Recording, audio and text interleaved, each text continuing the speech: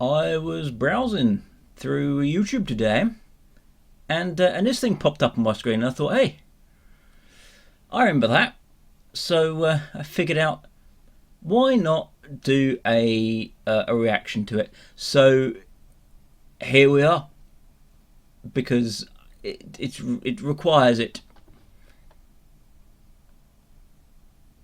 So Pokemon. Everyone likes Pokemon. Everyone knows their attacks can only knock each other out. Moves like lightning or flamethrower don't really hurt anyone, you know? Well, imagine if in Pokemon the first movie, every Pokemon attack now had brutal, devastating consequences, resulting in these little guys getting horribly injured, or worse.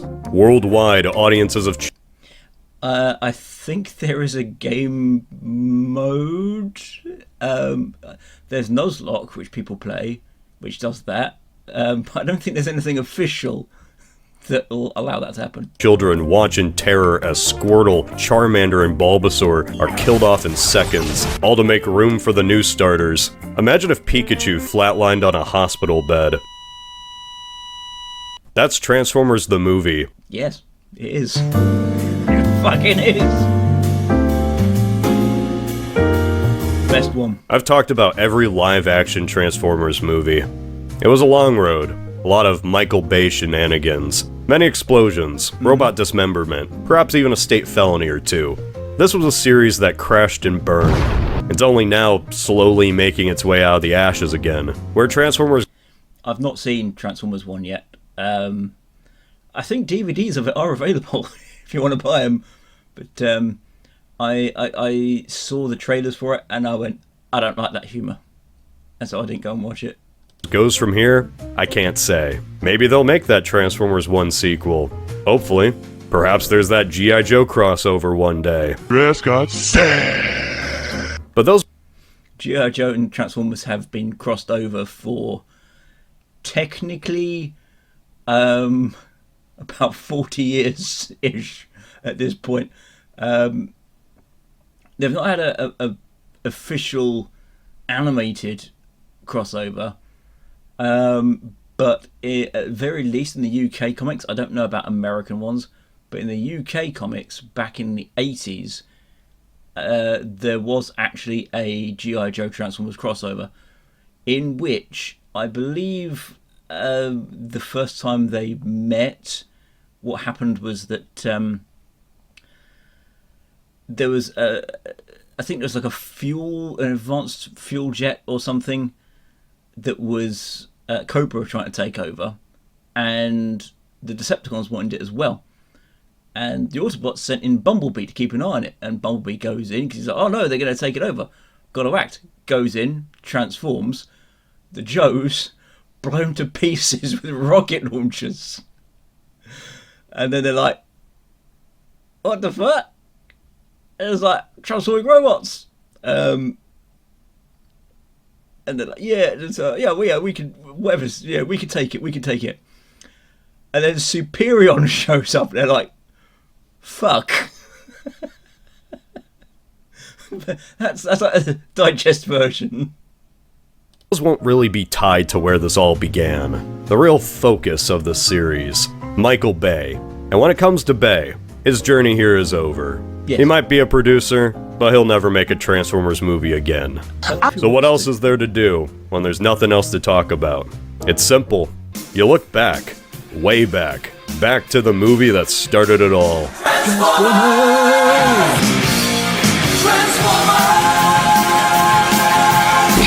Transformers the movie is not really a movie like people before the 80s thought of movies.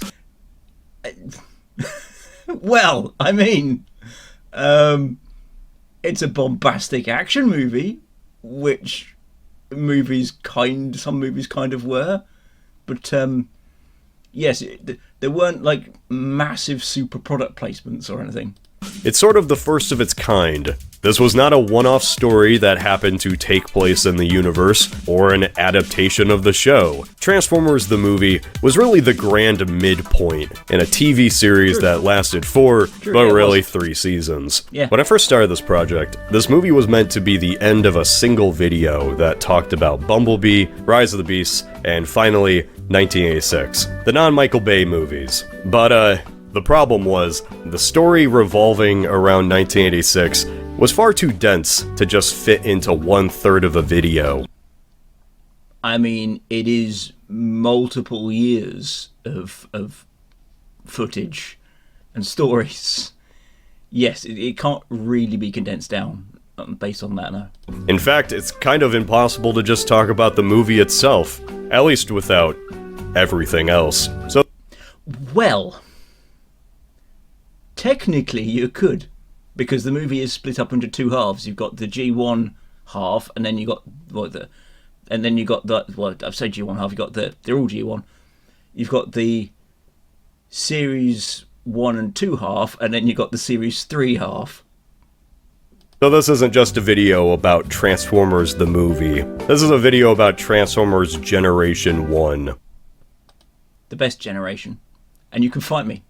I don't care. Uh-oh. I love Generation 1. Oh, I want to go flying again! Aw, come on! And it's not like I'm saying things were just the best in Generation Yeah, they might not have been the best, but it's where it started. 1, like how some Pokemon Gen 1ers are, or how any other fan thinks that the original was the best. Oh no, I never grew up with G1. Remember, my first... I did grow up with G1. My first experience of G1 was watching the Timmy Mallet show while on holiday at Sandy Bluff in the UK. That dates me. First interaction with Transformers was Blackout going hog wild on a military base. I love Beast Wars. I had Beast Wars, almost all of it, on cassette tape. VHS. Annoyingly, they never released like the inter-series ones on VHS. You got like Series 1 and Series 2, and I think it might have been Series 2. I can't remember if there's 3 series or 2 series. But the whole thing about the Beast Wars Transmetals, they never released that on VHS. So you kind of got you've got like the bits leading up to the Transmetals part with the Vok, and the revelation that the moon, the second moon, is actually not natural, and then the very next VHS you put in, it's like they're all Transmetals, and you go, I don't know, bloody hell, what happened? Transformers Animated is basically Ben 10 combined with Teen Titans, and who doesn't love Transformers Prime? Optimus, you want to see something funny? No. The beauty of this I like Transformers Prime franchise is kind of how often it reinvents itself. With that said, G1 is special. You can't keep me in here, Megatron! Really just... Fun fact, Kretosis has got that on his soundboard. because it tickles different parts of my brain. The blocky character designs, the throw anything at the wall storytelling, the sound design, both music and effects. I shouldn't have done it! Please don't shoot! I gotta say, it's kind of strange for me as a millennial man who did not grow up watching the series to fall in love with it as I'm pushing 30. I cannot think of another series that perfectly encapsulates what 10-year-old me would have thought was the coolest thing ever. Don't get me wrong here, I'm not watching this ironically. This isn't a video about how Transformers G1 is so bad it's good. I genuinely love this, flaws and all, and it's my channel, I want to talk about it. G1 is meant to be a cartoon first and foremost. It's well, technically, it started off as imported Japanese toys that Hasbro basically went, how can we sell these? And regulations at the time said that something about you weren't allowed to actually sell, to advertise to kids or something like that. And so what they did was like, hey, but we can make a cartoon, and we can put everything in that cartoon, and the kids will see it and they'll go, hey, I want to go buy the stuff like that because it's on the shelf. And they contacted Marvel, and they got Marvel to do comics. So you got so a side tangent and another fun fact: the Transformers exist technically. They did at one point anyway. They exist within the Marvel 616 continuity, because Spider-Man had a fight with Megatron, and he had a fight with Megatron in the comics. Just fun lore for you. Intentionally silly at times. Sometimes it's unintentionally funny, but most of the time there's a purpose to what's going on here. There are a lot of really good retrospectives on Generation 1, videos solely focused on breaking down G1. There's also videos where you can watch the entirety of Gen 1 if you want to, just straight up from Hasbro. By people who were actually kids when it first came out. Like me! Decepticons attacking! Dinobots, get 'em! This video isn't really for people who originally grew up with G1. I don't care, I'm watching it anyway. Think of this video as a retrospective from someone who grew up with the Bayformer films. Sounds like an absolutely terrible idea, but that's what I'm doing. Season 1 of Transformers was such an innocent time. They were still figuring stuff out. Nothing made sense. Sometimes the Autobots just fly. Yeah, also, they're, like you see here, this is an animation cell that's out of place. I have watched this before, so I'm a little bit, but he will mention later on about animation errors. They are in it from pretty much the very beginning. Because this scene here, you've got Ironhide and Bluestreak, and they're chasing down Decepticons after a raid on. I think it was a raid. I think it was the raid on Sherman Dam. And Ironhide goes, "Rrr, I'm tired of sucking their vapor trails," and he takes off. Bluestreak goes after him, and as they're flying along, you get this previous scene, and then you get flipped to this scene where you can see he's got a big gun pointing out of his back. Then, because this is them talking, then it flips to a different scene from a different angle, and at that point you see Ironhide's back open up and the gun come out. So they got the animation frames mucked up. So this is supposed to be taking place. I'm guessing that was supposed to take place afterwards, or that the gun in the animation frame wasn't supposed to be there. But now you get them flying along. Now it's part of canon now. They fly along, the gun appears, then it goes inside his back, then it comes out again, then it fires. That's canon. Yeah, in the early days, the faction whose whole gimmick was turning into cars to go anywhere could fly whenever they wanted. Yeah.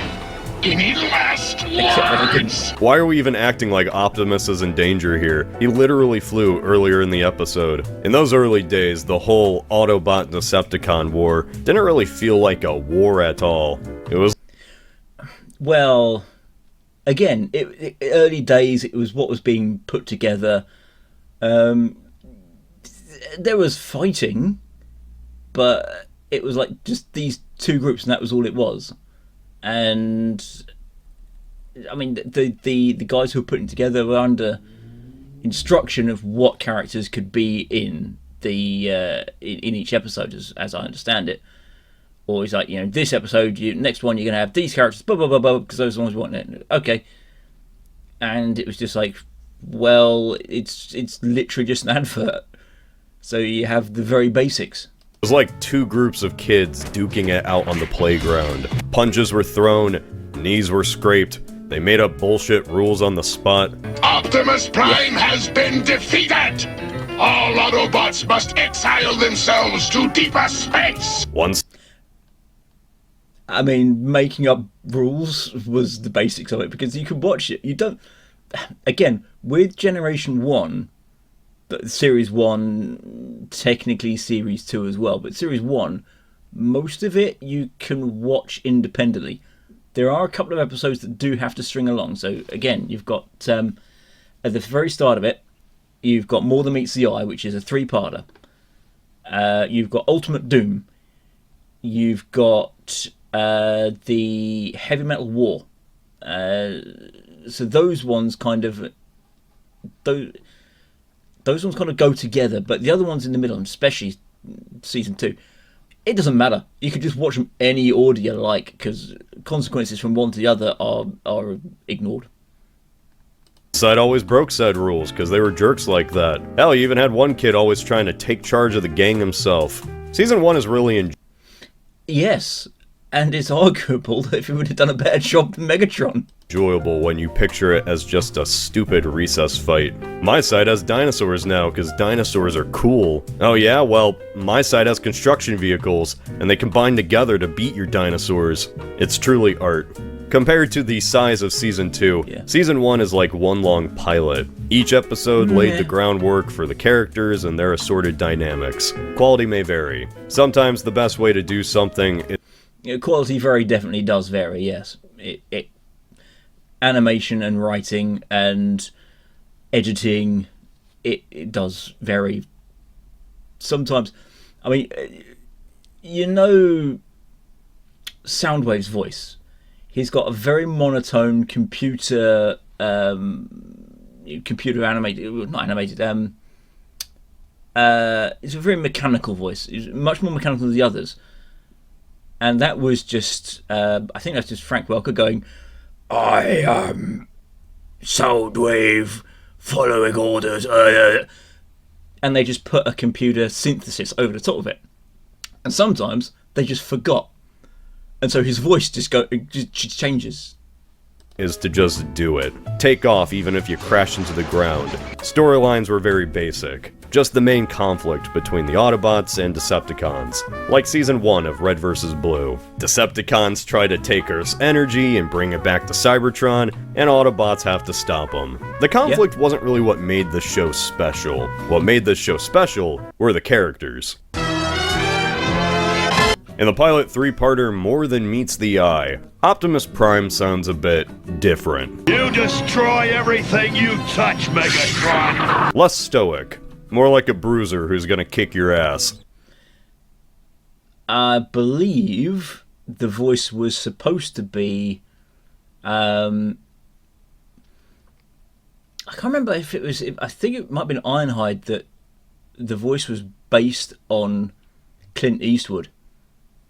I can't remember if it was like a young and an old Clint Eastwood or something, but it's like the voices were based on actual. A lot of the times would be based on people. I can't remember the exact one, but yeah, I mean, we didn't care. I didn't care at the time. I was like, hey, I don't give a shit that he's actually out there wanting to actually get in and stop the Decepticons. I don't care. It's fun.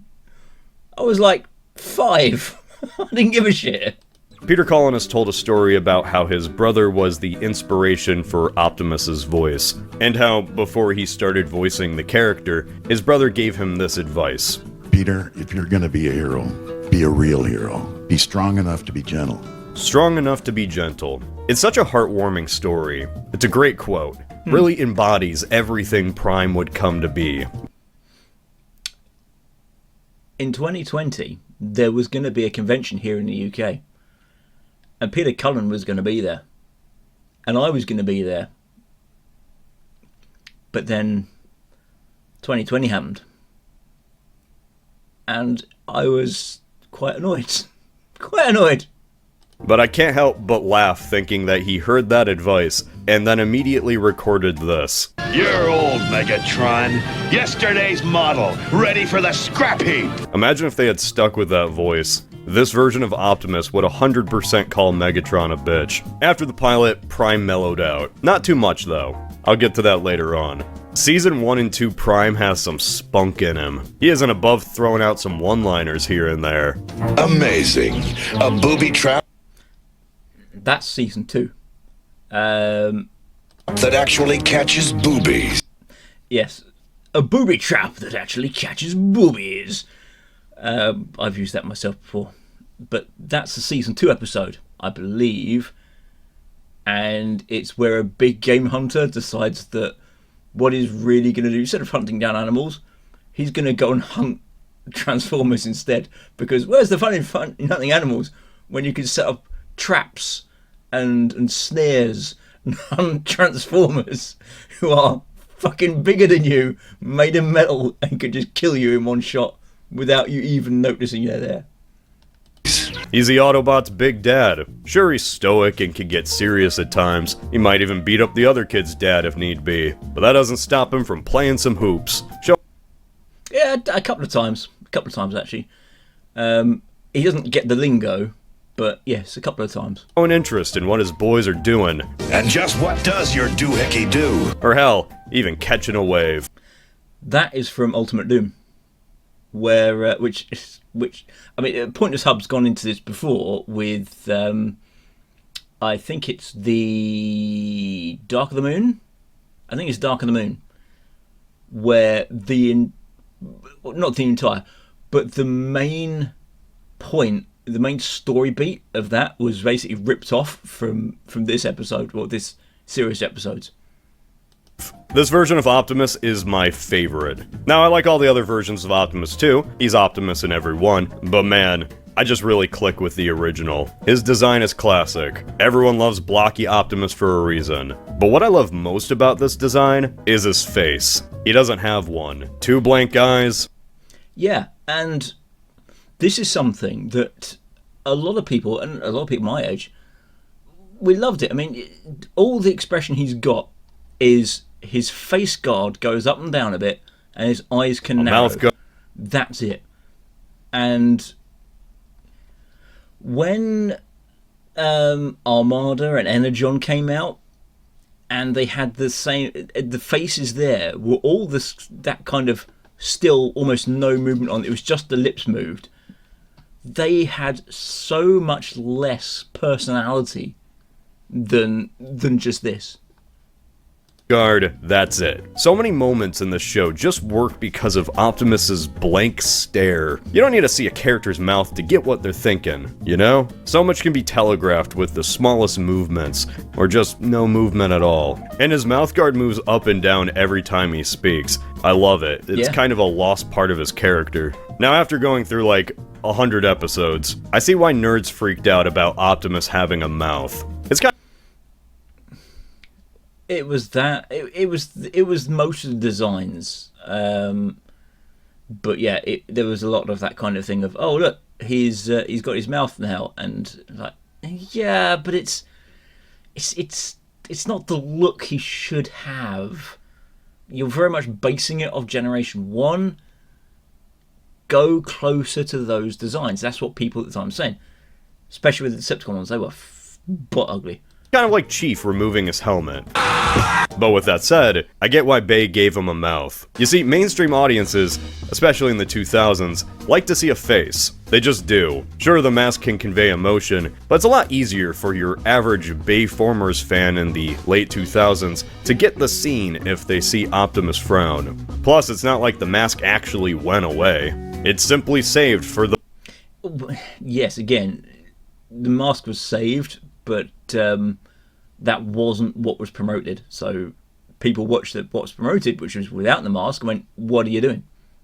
The moments where shit goes down. Who would you be without me, Prime? Time to find out. Funnily enough, that transforming mask became a staple in the series going forward, all from something the Bayformer films introduced. They also made another change, like how Bumblebee can't talk. Yeah, this got picked up, and I hate it. I honestly hated it. I was like, what? I mean, it's like, yeah, okay, he can't talk in the film, and at the end of the film, it gets repaired. You know, it can talk now. And then it just went back to, he can't talk. And then everything from there went, hey, Bayformers, they had him not talking. He's the kid character. He's the character that the kids associate with. Let's have ours do the same thing. So all ours don't talk as well. And it got so tedious. His vocal processes were damaged in battle. Every iteration of Bumblebee has done something different with him. He can't talk, he talks too much, he's E.T., but also Herbie, he's lubricating the man. Him not talking was something that 2007 established, and it became a part of his character for a while, even in future series like Transformers Prime. And hey, it worked out. It made Bumblebee even more of a fan-favorite character. Modern audiences ate that shit up. There's someone at my work who has told me that her favourite character is Bumblebee. And when I showed a Generation 1 Bumblebee, she went, no, not that Bumblebee. This Bumblebee. He was cute, but also badass. He was Sam Witwicky's loyal friend / robot dog. Honestly, it was a great use for the character. For a while. Now I'm sick of voiceless Bumblebee. He's become more Pikachu than actual Autobot after 20 years of this. Say what you will about Badassatron, but at least Transformers 1 made the bold choice to never make him shut up. It's kind of refreshing going back to G1 and seeing Bumblebee just be like a guy. He's the most guy that ever existed. Another fun fact. Bumblebee was never supposed to be... Well, never. The original plan was not to have Bumblebee as the kid-friendly character. Hound was supposed to be the kid-friendly character, not Bumblebee. But after More Than Meets the Eye, they changed it. They were like, no, people. I think it's like kids are resonating more with Bumblebee. He's going to be the kid character now. And it carried on from there. So poor Hound. Imagine how it would have been if Hound had been the kid character. How different would Transformers be? You wouldn't have your voiceless Bumblebee. You would have Hound instead. I remember now! The riverbed in the desert! That Bumblebee name was really just a name. Well, a name. All of them technically were a name, but they actually had a guy who sat down with the toys and worked out these names. Because before this, they didn't have names. Megatron was just like Microchange Walther P38. He wasn't Megatron. It was, these names were invented for the cartoons and the characters and the box art. Back then. He's Bumblebee because he turns into a VW bug, and he's yellow, and he's small. Other than that, that's it. But yeah, I mean, that's the process. But essentially, yes. That's how most of them were done. Optimus Prime is like the best, the first. Literally, it's just that. Megatron was Megatron because it sounds intimidating. Soundwave. He's Soundwave because he's a tape deck. There you go. He talks normally. This is supposed to be fun? If everyone else has been at this for years, he's the rookie. It's kind of wild how Bumblebee ended up becoming such a big character because for those first 2 seasons, he wasn't really anything special. The only thing that really made him stand out was that he was good friends to Spike Witwicky. Yeah, exactly. That's it. He was pushed as the kid character. That's because instead of Hound. Spike Witwicky and his dad Sparkplug. Yes, that is their names, don't... Also, Spike Witwicky is probably the smartest human around. I've got an alternate channel, which I haven't touched in years, that I put a video up on is Spike really, really like super duper genius smart, or is he an absolute idiot? Because you see it in a little bit, but he gets into all these scrapes, but he's also smart enough to know how to repair Transformers. Don't worry about it. Met the Autobots in the very first episode, when the Decepticons attacked the oil rig they worked on. Yeah, he runs up to something made of metal and punches it. They're like, You just saw these guys fly. They're clearly aliens. He's square. He looks to be solid. And she went, punch. Not try and whack him with your hard hat or get a tool. Punch. That's why it's like, is he smart or is he an absolute idiot? Why, as a kid who can't even get a driver's license working on an oil rig? It was the 80s. There was no escaping Reaganomics. Don't question it. After being saved by Optimus and the gang, the Witwickies became certified Autobot friends, joining them on occasion for wacky adventures, whether they wanted to or not. Spike in that first season is your standard 80s cartoon human protagonist. Audience surrogate, I guess, in case kids couldn't relate to those interesting, colorful robots. You could actually get a toy of him, I think. I can't remember if you could get one during that, or if it was a special toy that was made years and years later and just put into retro packaging. But there are toys of Spike Witwicky.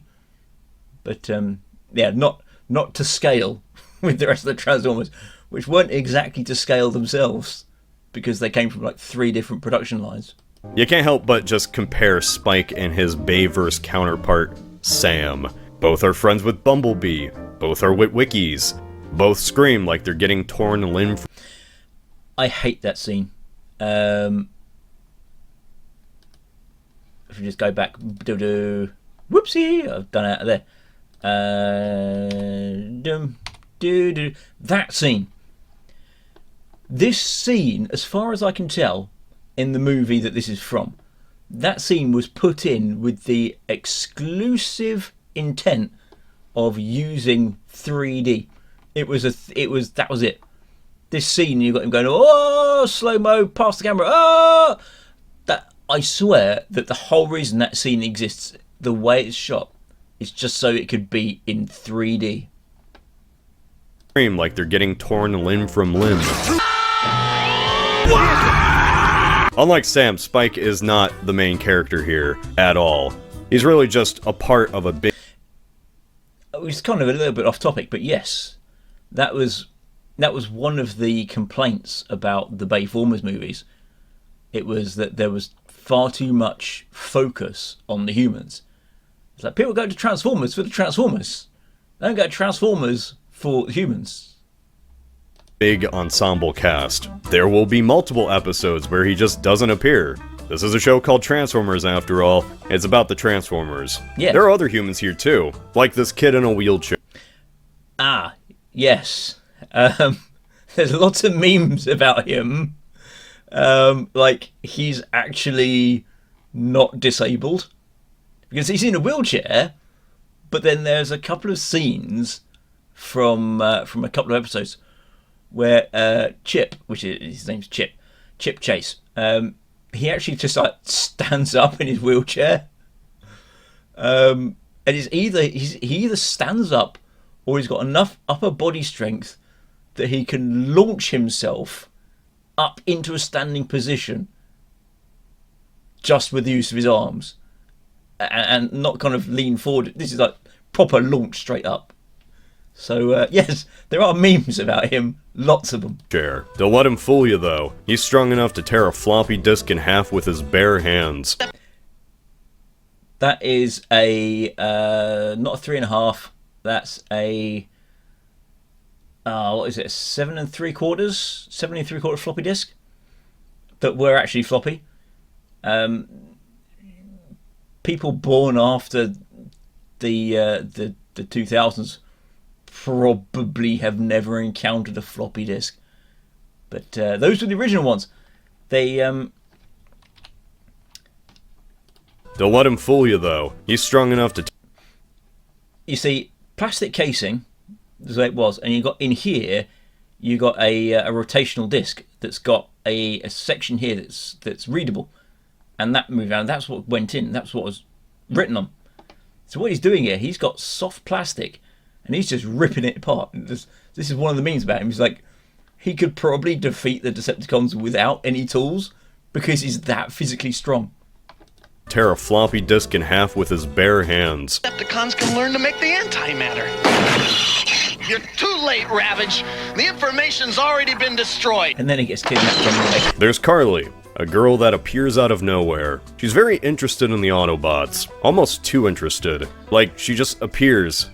She does. She appears with the goal of using the Autobots to or their gear or something, basically to attack the Decepticons. She's like, I'm going to manipulate your Autobots into attacking the Decepticons. That's like her appearance. And suddenly wants to be their friend. Isn't that a little suspicious? Is she like a spy or something? Nope. She even helps Ironhide sneak into the Decepticon base at the bottom of the ocean. When did the Autobots find out where the Decepticons were hiding? When did they find out?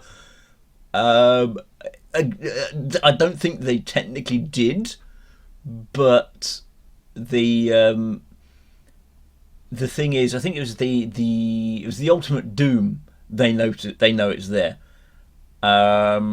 End of More Than Meets the Eye. They're on board this ship. It's not the Nemesis, but it is a star cruiser built in the style of the Nemesis, and this crashed. It stopped. It was escaping Earth. It got stopped. It crashed, and it landed in the ocean. And I'm fairly sure the Autobots was like, "Hey, we know it crashed in the ocean." And then a little while after that, the Decepticons start reappearing again. So they probably went, I'll put two and two together. They're probably where that crashed. But I don't recall it ever being mentioned. And again, when you're like 5, you don't care. You're just like, hey, they're attacking the base, hey! I don't know. It's never brought up again. After this, she becomes a series regular and Spike's girlfriend. Yeah, if that name sounded familiar, it's not a coincidence.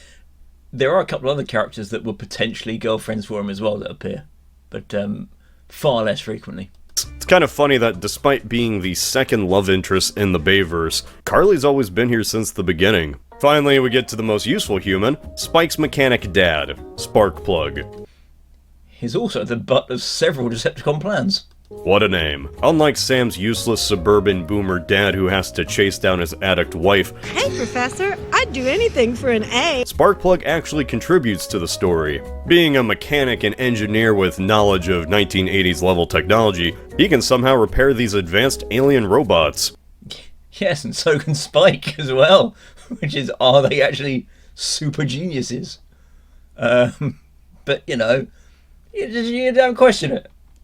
The man's a super genius. That helmet he never takes off must be to hide his gigantic brain. Sparkplug is so important, the Decepticons brainwash him for their master plan. This is see here, what I said earlier, this is the original from the Ultimate Doom, which is when they bring Cybertron into Earth's orbit in order to harvest the resources and the energy made by the gravitational impact. Hey kid, you're like, I don't care shit, it's all crazy shit. It's like, wow. The film, it's like, oh look, it's in space. There's a planet over ours, and they want to kidnap all the people and send them up there to rebuild it. Didn't have any physical, it didn't have any impact on the environment at all. 1986, this shit did. But I'm getting ahead of myself. Just as Spike teams up with Bumblebee, Sparkplug teams up with Wheeljack. And Wheeljack rocks. If you walk away from those videos... I have a friend who's very much invested in Wheeljack. With anything, it's that Wheeljack is an S-tier character. I think you're gonna eat those words on a silicon wafer. That first season, he carries the Autobots on his back like Atlas. He's the tech guy. And since he's a robot, in a group of robots, that ability, unsurprisingly, goes a long way. Get back, everyone! He's going to explode! And if you heard there, I'm fairly certain, if I rewind a moment... ...goes a long way. Get back, everyone! Now, that is the voice of Sparkplug down here. And Wheeljack's ears, which is technically his mouth, but his mouth is under here, but it's his ears that glow. His ears weren't glowing, which suggests it wasn't him talking, but the impression is that it is, which was probably a voice muck-up. Wheeljack is literally the Jimmy Neutron of the Autobots, with all that comes with that association. Yeah, he'll create an invention that might help out and literally save the day, but he also might make some doodad that'll kill everyone on accident. Like his shock blast cannon that he brings out. He's like, I've got my shock blast cannon! And he fires it and it explodes, and it's like, well, that sure was a shock. Sometimes whole episodes are dedicated to Wheeljack's fuck-ups. He made an invention that froze matter in place forever, which of course was captured by Megatron and used against the Autobots. He turned Spike into a robot Frankenstein. Yeah, again, this is Series 2. Yes, he did, but that was... It technically wasn't him. Technically... I think technically it was Sparkplug, I think, because what's made here, it was like, oh, you know what we're gonna do is I'll make a conglomerate out of spare parts. So he made a conglomerate out of spare parts, and he was like, yeah, there's no brain in it because they don't have like a spare brain. So he built that. The idea was that any Autobot who is damaged beyond being able to be repaired quickly could have their mind transferred into this. They can continue to fight while their body's getting repaired. And then Spike goes and gets critically injured, and they're like, "Oh no, what are we going to do? We got to work on his body, but it could cause damage to his mind." It's I know what we'll do. We'll stick him in this. Sometimes his creations just explode. There's this one time he went to a museum and saw a bunch of dinosaur skeletons. So his first thought was, I'm gonna make some robot dinosaurs. So he... Well, not quite. Again, the episode starts with a tremor. They dig up an area around the Ark to find out what's going on because they think it might be Rumble, but it's not Rumble. And they find fossilized dinosaur bones, and so Spike is like, hey, I can teach you about dinosaurs. And Wheeljack goes, those could actually be quite handy if we had something like that, but a transformer. And so he and Ratchet build them. Made robot dinosaurs. Allow me to introduce Grimlock, Slag, and Sludge. And yes, it is Slag. It's not Slug. I don't care. Hasbro changing his name. Oh, we can't have Slag. That might be offensive. Ooh, don't care. It's Slag. Imagine if someone only saw the Bay movies. This might be quite a shock to them when I say that the Dinobots, one of the most popular characters in the entire franchise, were invented on a whim by Wheeljack, in his garage, because he was bored. There have been many explanations and other iterations on why the Dinobots are dinosaurs, and their origin kind of changes every time, but my favorite is the original one. Why are they dinosaurs? Because dinosaurs are cool. In classic... Pretty much, yeah. Why are they dinosaurs? Because, like I said, Wheeljack was introduced to the concept of dinosaurs. He didn't know anything about them before, and it was like, hey, we could make soldiers out of that. Wheeljack fashion, even that idea backfired horribly. This switch real rad. Gonna pull. Grimlock, no! Oh,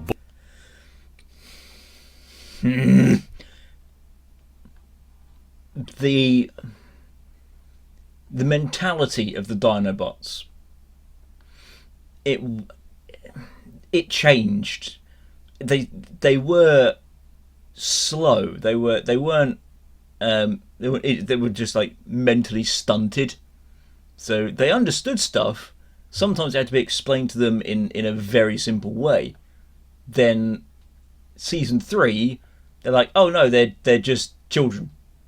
They're just children. That's it. That's their idea. That's our identity now. They're just giant robots that just act like children. They're not just like really dumb.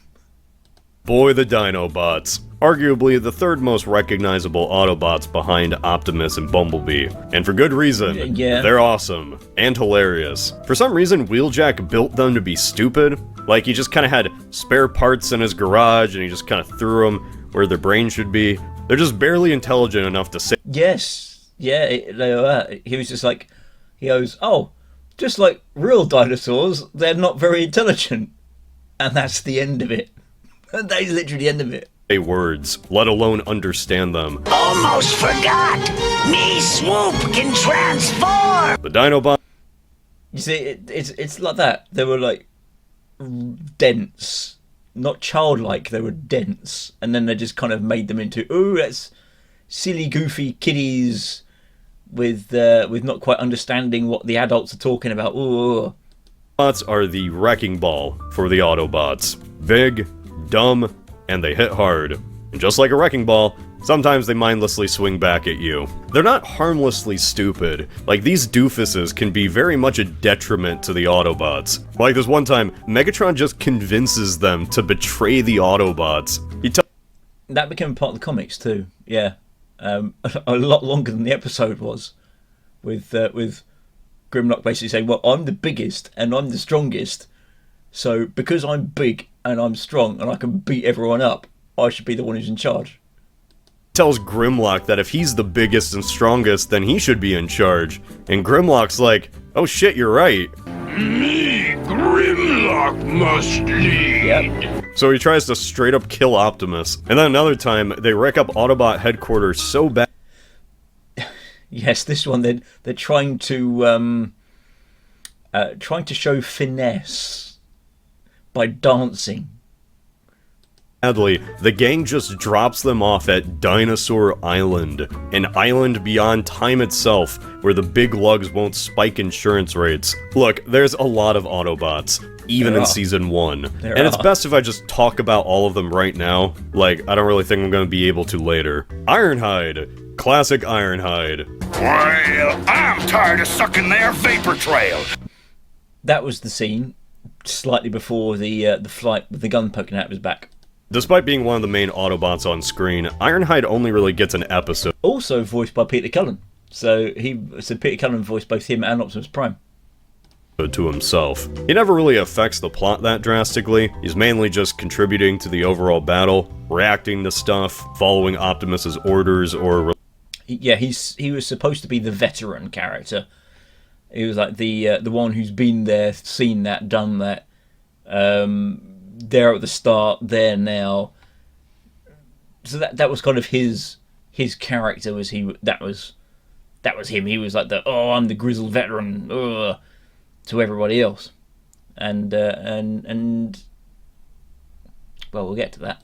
Relaying orders to others. Ironhide's kind of like air. Everywhere at once, all the time. You kind of forget he's there. His curses towards the Decepticons blend in with all the other noise going on. Yeah, let's clobber those flying garbage cans. So let's talk about the red. See, from my perspective, coming from Bayformers, the red's kind of weird to me. Red's a good color, don't get me wrong, but I'm just so used to Ironhide having again, he was red because he came from the Micro-Change line. It was the Micro-Change minibus. And it was the same mold that produced Ratchet, and so when you're selling two, you got to sell them as different colors, and so one's red, one's white. Black paint. That's more of a fitting color for a name like Ironhide. You know? Don't kill me. Well, no, iron is as I understand, I've not seen any raw iron, but raw iron is often depicted as being red or red-ish. Plus, there's just so many G1 Autobots that are already some shade of red. Blaster, Chase. Chase, I think, is in it for like one episode. I think. Also, Cliffjumper's brilliant. Cliffjumper, He's great. Cloudraker, First Aid, Gears, Inferno, Lightspeed, Perceptor, Power Perceptor, again, is one of my friend's favourites. Glide, Six Gun, and last but certainly not least, Six Gun himself as well isn't much of a Transformer because he's part of Metroplex. Warpath. Now, Warpath's a funny one. Because again, one of these conventions I was at, they were talking about them, and they were saying about how what they wanted to do was to have verbal tics in various characters in order to make them stand out. And he's got one of the most egregious ones. How big a path you want? Bam! Okay. Though he's kind of a burgundy. Transform and zoom! Move out! Because so many characters came out after him, Ironhide's design to me kind of became the generic Autobot, in a way. Like, it's not a bad design, it's just not as memorable. Now, the opposite can be said for Ratchet. I think his original red and white design is far better than the modern ambulance we got in the live-action movies. The yellow and green just looks off. There's a reason he sticks with the white and red in every other iteration. Also, red and white is generally considered what you think of when you're thinking about medical. When you think of any kind of ambulance or just like a big hospital sign, you think a white sign with a red cross on it. You don't think green or yellow. Jazz is Jazz. Jazz is the second in command. But with all the weapons she has, why would she steal your laser rifle? And yet again, that's him. He's like, hey, I'm hip, I'm cool, I'm down with Earth culture, man. Design-wise, the Michael Bay movies really didn't change him that much. And how can ya? No, Megatron, don't. That's the core Autobot group, or at least the most recognizable.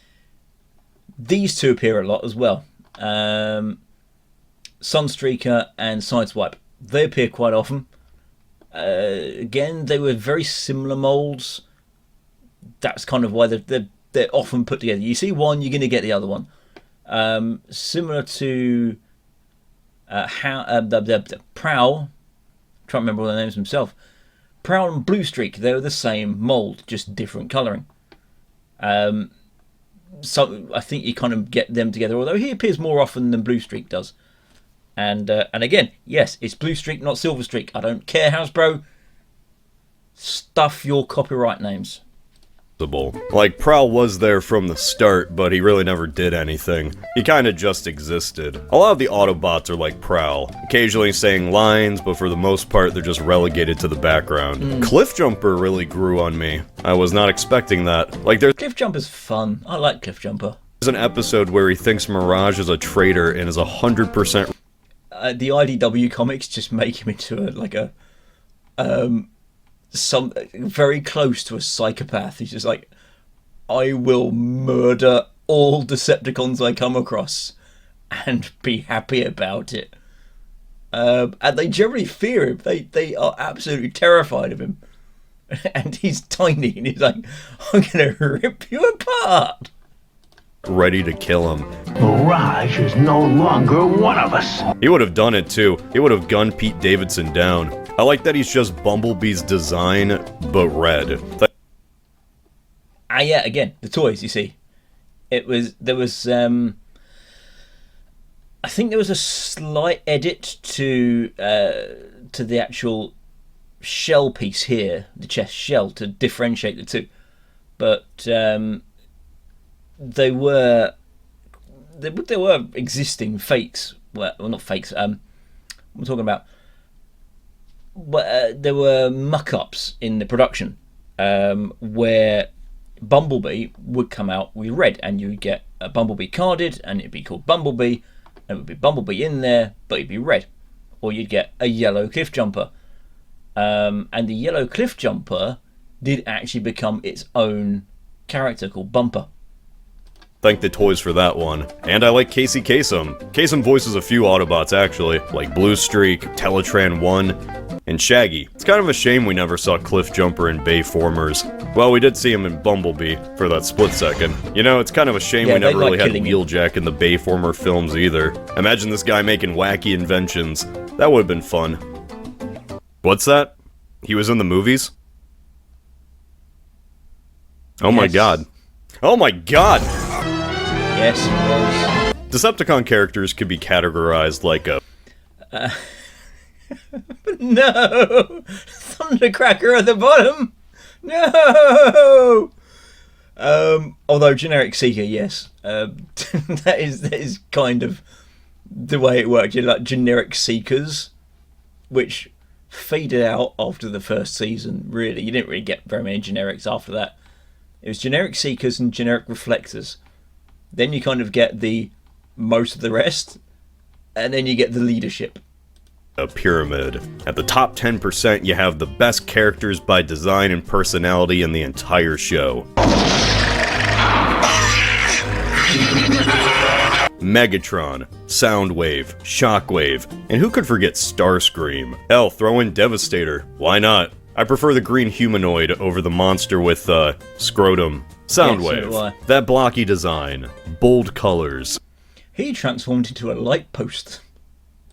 He has a squad of little bots that he shoots out as cassettes. He even turns into a regular-sized boombox. I really can't think of another character more representative of Transformers in the 80s. And there's nothing more G1 than mass shifting, which Soundwave does a lot.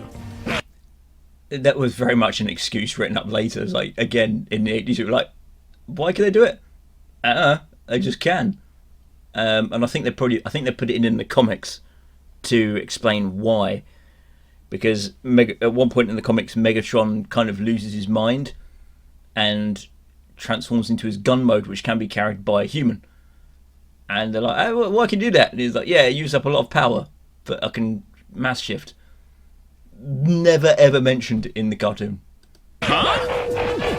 Transformers should transform in a logical way where all their pieces fit together? Nonsense. Just have Optimus's trailer disappear. Have Megatron shrink to a quarter of his size to be used as a gun. Soundwave is pretty much unrecognizable in the Bay movies. No visor, he has a mouth, doesn't even have a robotic monotone voice. I understand. No prisoners.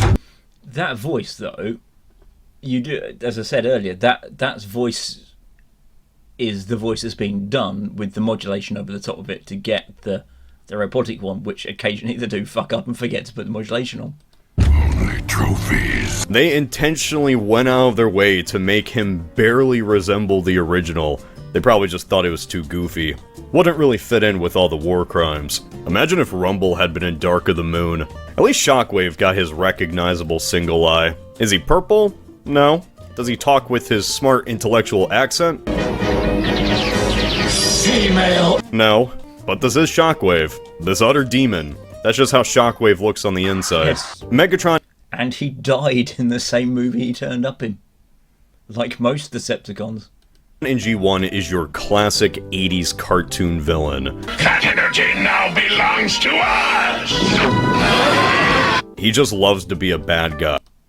Sure, giving him a sympathetic origin is good and all. Every iteration today has given him at least some understandable motivation. From the most common one is that, yes, it's like, oh, him and Optimus Prime were friends before the war, something happened, and they ended up on different sides because that's the paths they chose.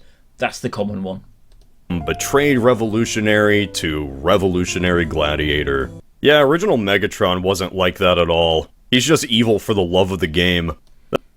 Also, in one panel, it has potentially insinuated that he was built by the Constructicons.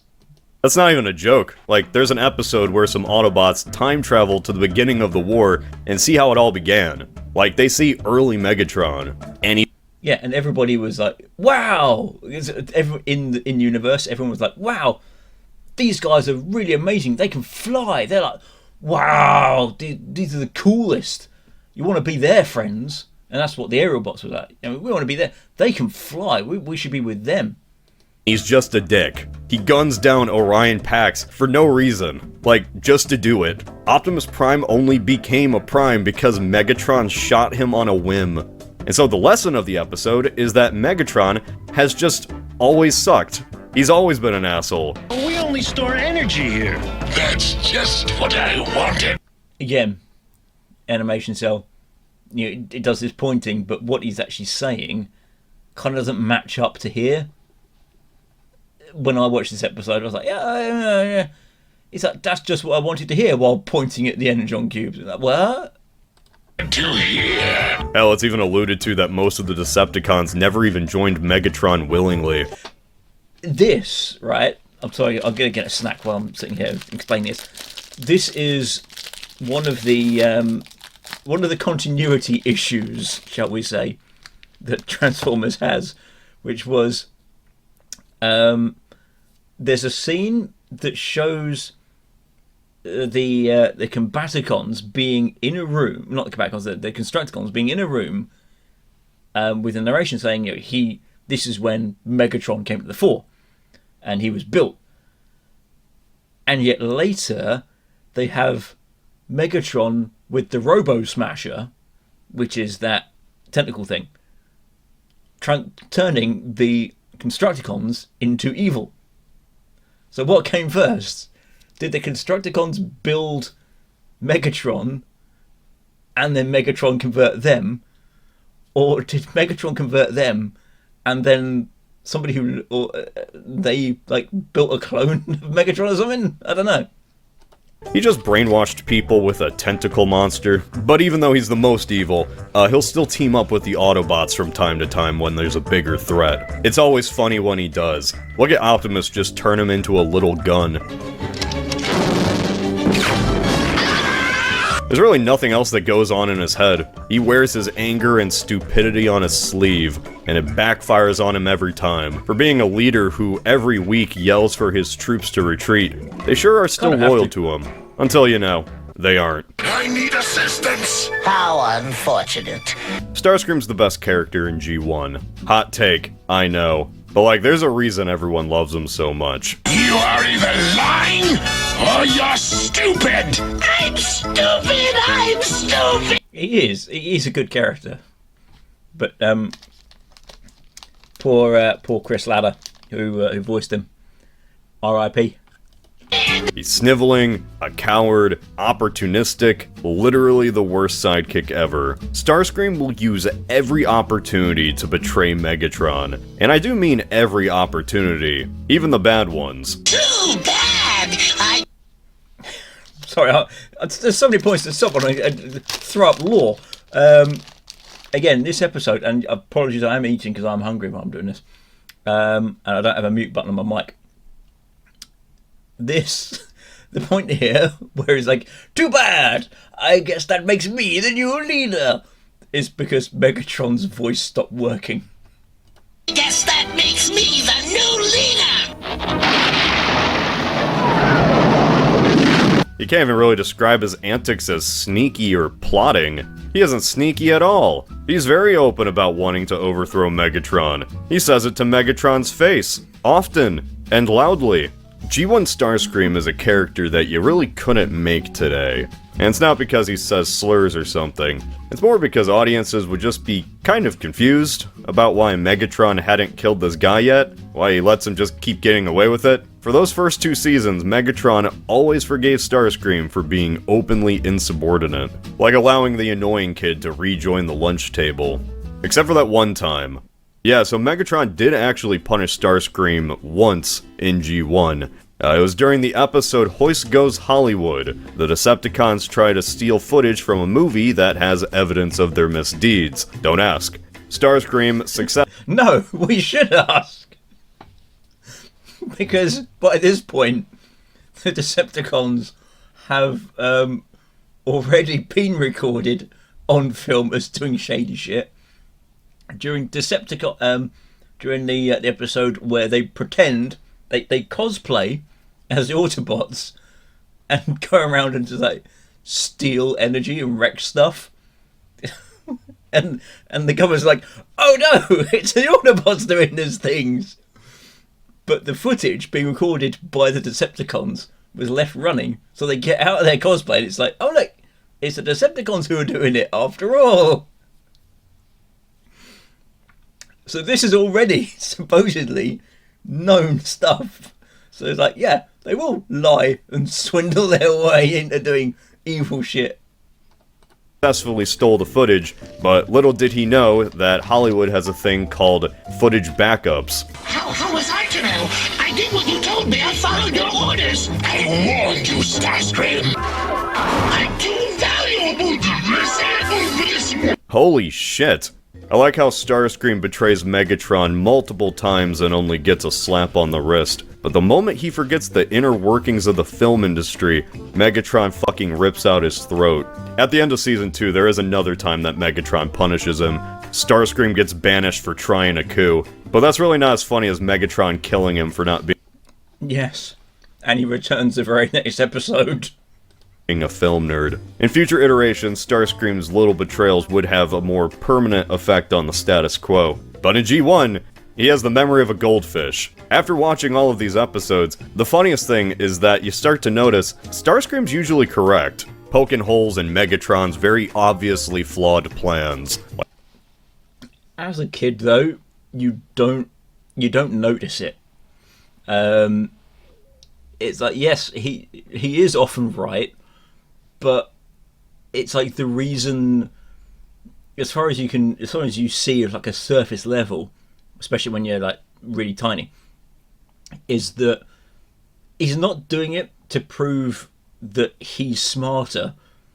He's doing it just because it would like piss off Megatron, and it's like, look, your plan's shit, and I know it's shit, and you know it's shit, and I'm just doing this to be combative. I'm not doing it to give you a better option. I'm doing it just so I can point at you and go, you're stupid. That's the only reason he does it. Like the plan to drill into the center of the Earth and destroy it, while they were still on it. It's okay, we have a portal. Uh-oh. You kinda come to realize that even though he's cowardly and deceitful, Starscream is smarter than Megatron. But intelligence is really not what Decepticons care about. All they care about is power. It already drifts precariously in the sea of time. Scientific gobbledygook. The G1 Decepticons are a faction stuck together with duct tape and string. And that duct tape is Megatron. Because you see, without Megatron, they all go at each other's throats. They've done it many times.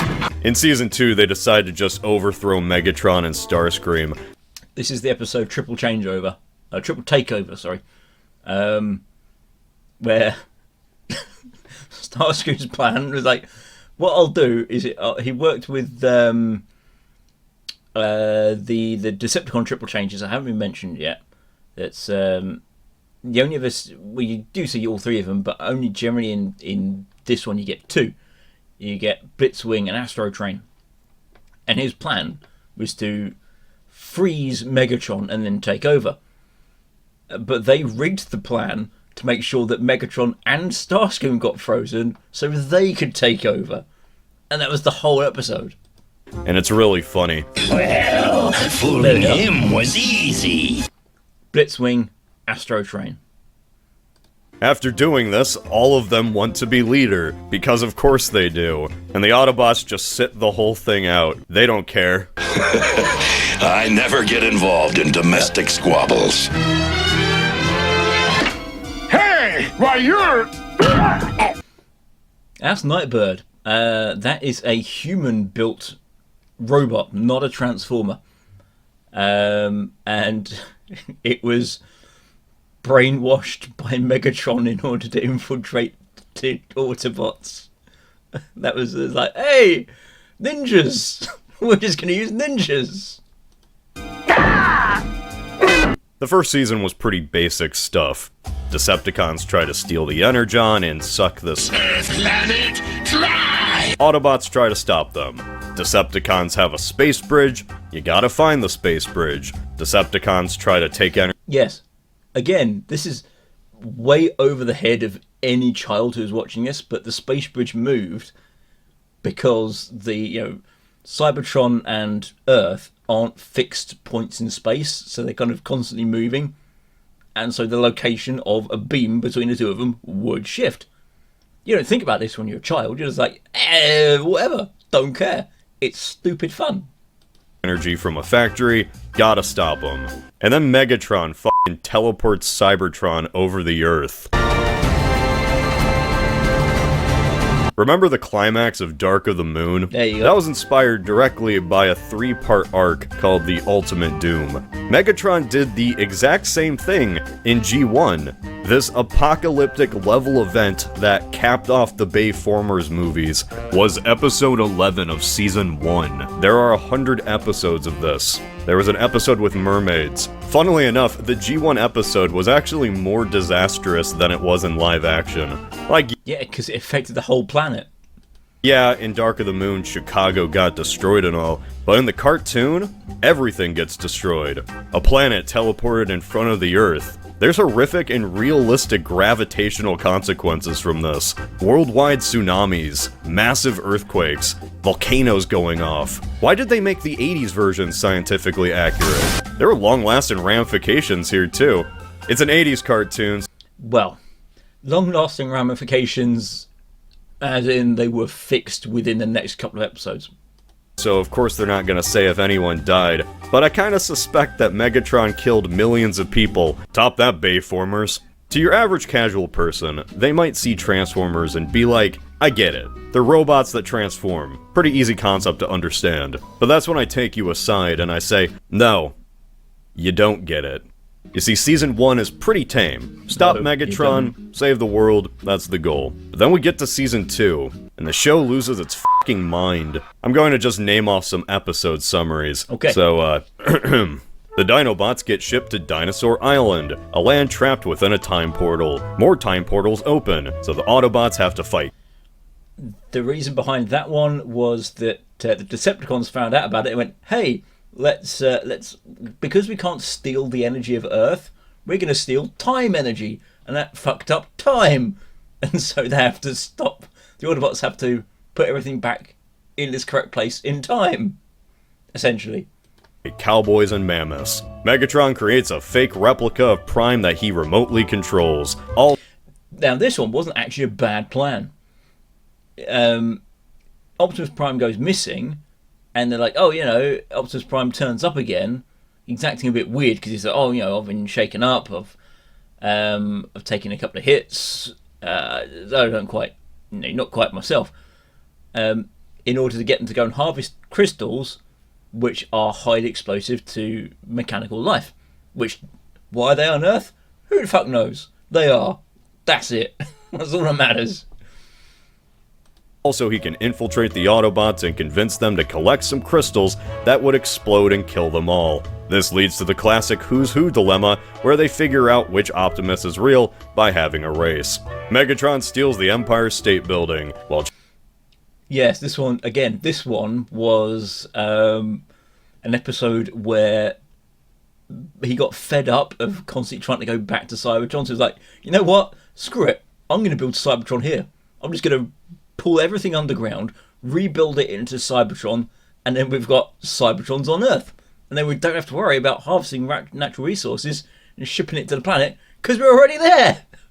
Trying to get it back, Optimus gets disassembled by the Decepticons and turned into a gator, thus creating Optimus Prime. Starscream gets transported to the days of King Arthur, where he tries to take over the kingdom and rule it as his own. He gets defeated by Merlin, technically making the last night the second time that wizards appear in Transformers. While fighting during a baseball game, the bots are transported to a world where everyone is giant, and they're the size of toys. It has some of the worst animation mistakes I have ever seen in a cartoon. What the fuck went wrong?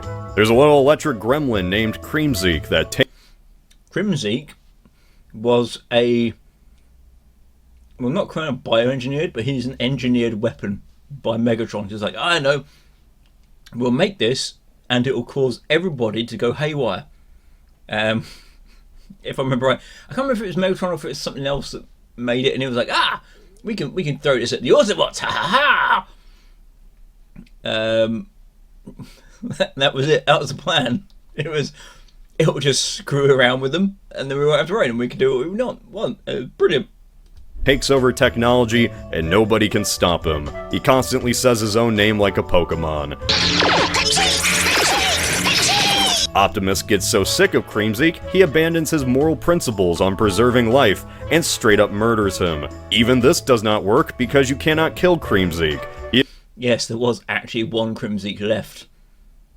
Is probably the most powerful being in the entire canon. Powerglide gets into a toxic romance with a rich girl and has to save her after she gets kidnapped by the Decepticons. The episode The Girl Who Fell for Powerglide, I believe it's called. They try to read her mind, but they can't because she's just that stupid. This is one of the best episodes. Megatron teams up with the actual Atlantis to take down the federal government. Atlantis all communicate with telepathy, and they team up, but they were both planning on betraying each other anyway. Was never mentioned again, and that's like 10 episodes. There's so many more. They really played fast and loose with the whole Transformers concept for most of Season 2, throwing everything at the wall to see what stuck. And I'll be honest, I love it for that. Like, you really do not know what you're gonna get from one episode to the next. There is no consistency. One episode... And this is ignoring the episode where there was actually a crossover. Technically, not an official one, but there was a crossover between Transformers and G.I. Joe, where it was Season 3 rather than Season 2. But it was one where 4 Autobots get transferred into human bodies that were supplied by a character called Old Snake. And Old Snake really likes... Well, he would really like yelling Cobra if he didn't start coughing every time he did so. Episode might have a sad backstory for a major character, like how Jetfire and Starscream were once friends, or how Omega Supreme was betrayed by the Constructicons after Megatron brainwashed them. And then another episode has Optimus dunking some hoops. This was not a series where the gimmick ever really got old. How could it? The cast was constantly changing. That's the Lagoon. That's the Lagoon episode where they find Electrum. And Electrum is apparently completely resistant to at least energy, but quite probably physical damage as well. Electrum is like adamantium. Coat yourself in it and you're invulnerable. Let's be honest, this was a show made to market toys to children, so new toys, or characters, always found themselves just showing up without further explanation. What are you talking about? Power Glide's always been here. Yeah. Shut up. Some of the original bots hung around, while others got thrown into the bin. Eventually, even the newer bots started getting thrown out. There's a pattern of introducing new bots, having them be the sole focus for a couple of episodes, and again, Grapple, it is a fan theory that Grapple was in episode 1. There is a character who is referred to as Hauler. Now, Hauler is a orange crane truck, exactly the same design as Grapple's alternate mode, who doesn't talk, but he's there. And it is probable that what the plan was to have him as Grapple, but they hadn't designed the character of Grapple yet, so they didn't have a name, so they just went, Hauler. There you go. and then moving on to something else. This seems like it'd be a bad formula, but it's really not. Every bot gets some spotlight episode or moment to shine. Even Sea Spray. You ever hear of Sea Spray? Yes, I heard of Sea Spray. Never got his toy though. He's a watercraft Autobot who always talks like he's underwater. Bubbles, but yes. Even when he isn't. Can't tell you, Bumblebee, cause then it won't come true. It's like he's getting constantly waterboarded. He gets a spotlight episode where he has to save a mermaid planet, and he falls in love with a mermaid. I mean, to be honest, how many episodes can you make that are water-based? That have him in it? It's like, every time that there's water, you gotta get Sea Spray. It was like, okay, it's a water episode. Sea Spray's there. No water. Oh, well, guess Sea Spray's not coming along then. Mermaid. He transforms into a mermaid. He still talks like he's getting yes, waterboarded. He does transform into a mermaid. But the whole point of it is that he transforms into a mermaid where his feet are still metal. Like that! There's Autobots here that just never show up again. Cosmos. Just look at Cosmos. Now, Cosmos is cool. I like Cosmos. By the end of Season 2, they did kind of go too far with this. It sort of devolved into a carousel of new faces by the end. It didn't help that every other episode they had to introduce a new group into the lore, and each new group had to combine together. Scramble City guys. You know Devastator? Bunch of smaller bots combining into a big bot? Well, it must have been a big hit because the second half of Season 2 just introduces one new combination team after another. In one again, Scramble City, which it basically is better known as Metroplex. They were, again, in Japan, I'm fairly sure they were one set, essentially. Because Metroplex has got little lugs on him, which are supposed to be able to plug in all the Scramble Cities. So you get the Scramble City sets, and they've all got the flip down heads. So the heads come out on an arc. So they come out on a little arc, and that's the plug. And you plug it into the hole. And Metroplex has got those on him. Except because Metroplex was Scramble City, I think. I'm going on a lot of kind of logic here because I don't know for sure, but I'm fairly certain it's probably that way because it's the Scramble City sets. And so you could get the various ones and you could plug them onto him, and you'd roll around and you have all these cars or military vehicles or jets or whatever plugged onto him. So that's why they are the Scramble City sets. That's what became the Stunticons, the Combaticons, the Aerial Bots, the Protector Bots.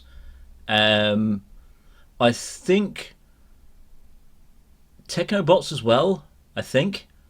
And the Horicons, not the Horicons, Horicons something else. Whoever they were. I can't remember their name. But yeah, they were all from the same essential range and it just got redesigned, repackaged. Episode, Megatron is sick of losing on the ground, so he creates a team of Decepticon cars. So Optimus is like, oh yeah? 2 can play at that game, and he creates Autobots that can fly. This introduces the Decepticon Stunticons and the Autobot Aerial Bots. Each team, of course, can combine into a giant robot, and they fight each other. But that's not all. Starscream discovers a bunch of military vehicles in Guadalcanal and turns them into bots, thus creating another team, the Combaticons. A team who personally answers to Starscream, their new leader. But none of them like him, so they ignore him immediately. You're the idiot, Starscream! Imagine literally creating new friends, giving them life, and they just hate you. What a sad existence this man leads. They also combine into a giant robot. They almost take over Cybertron. So in the span of like 9 episodes, we get introduced to the following characters: Motormaster, Dragstrip, Dead End, Breakdown, Wild Rider, Menasor, Silverbolt, Air Raid, Fireflight, Skydive, Slingshot, Superion, Onslaught, Brawl, Blastoff, Swindle, Vortex, and finally, Bruticus. Everybody forgets. Each combination bot is basically a new character, so I counted Metroplex, aka Scramble City. Them too. Remember, kids, to collect them all. Bye bye bye. Catch them all, gotta catch them all! Gotta catch them all, gotta catch them all! By the end of Season 2, battles which used to be 2 teams battling it out kind of became 2 sides sending their giant robots after each other. There were now factions within factions, sub-leaders to the main leaders. Season 2 came to an end, and there were a lot more bots than there had ever been before. So many bots. The last episode is even called Bot. It's about some kid's science project that gets the soul of a Combaticon. Yes. This episode starts off again, this is one of the ones that's got really bad animation errors in it.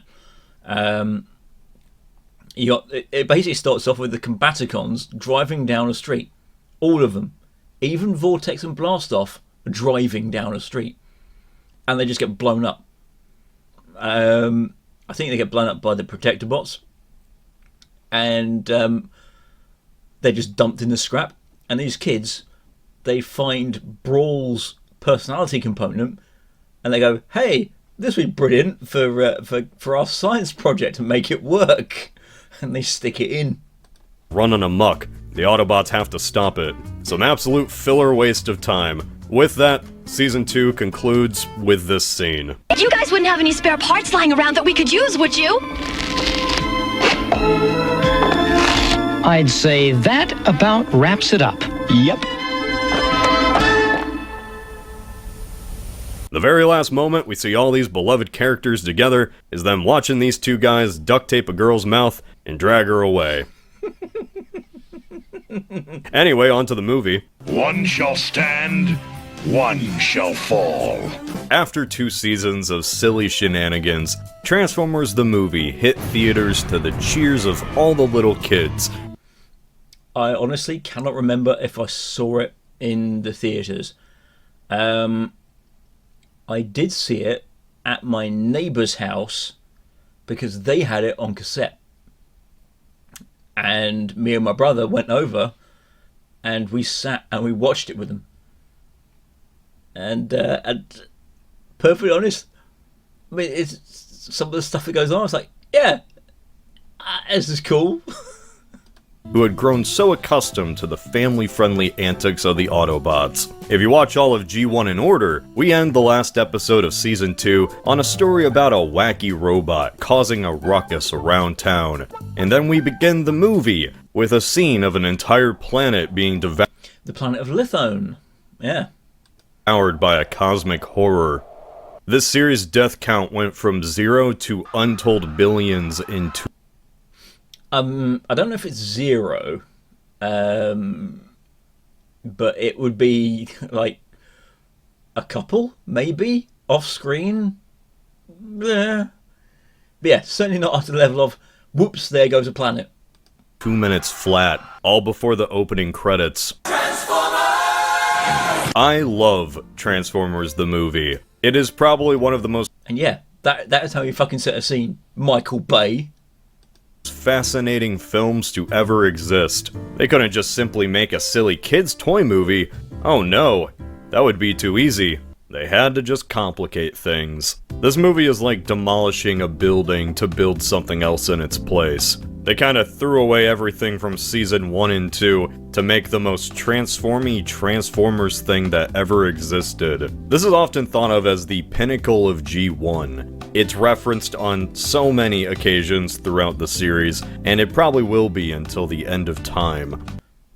I mean, it is, to be honest with you.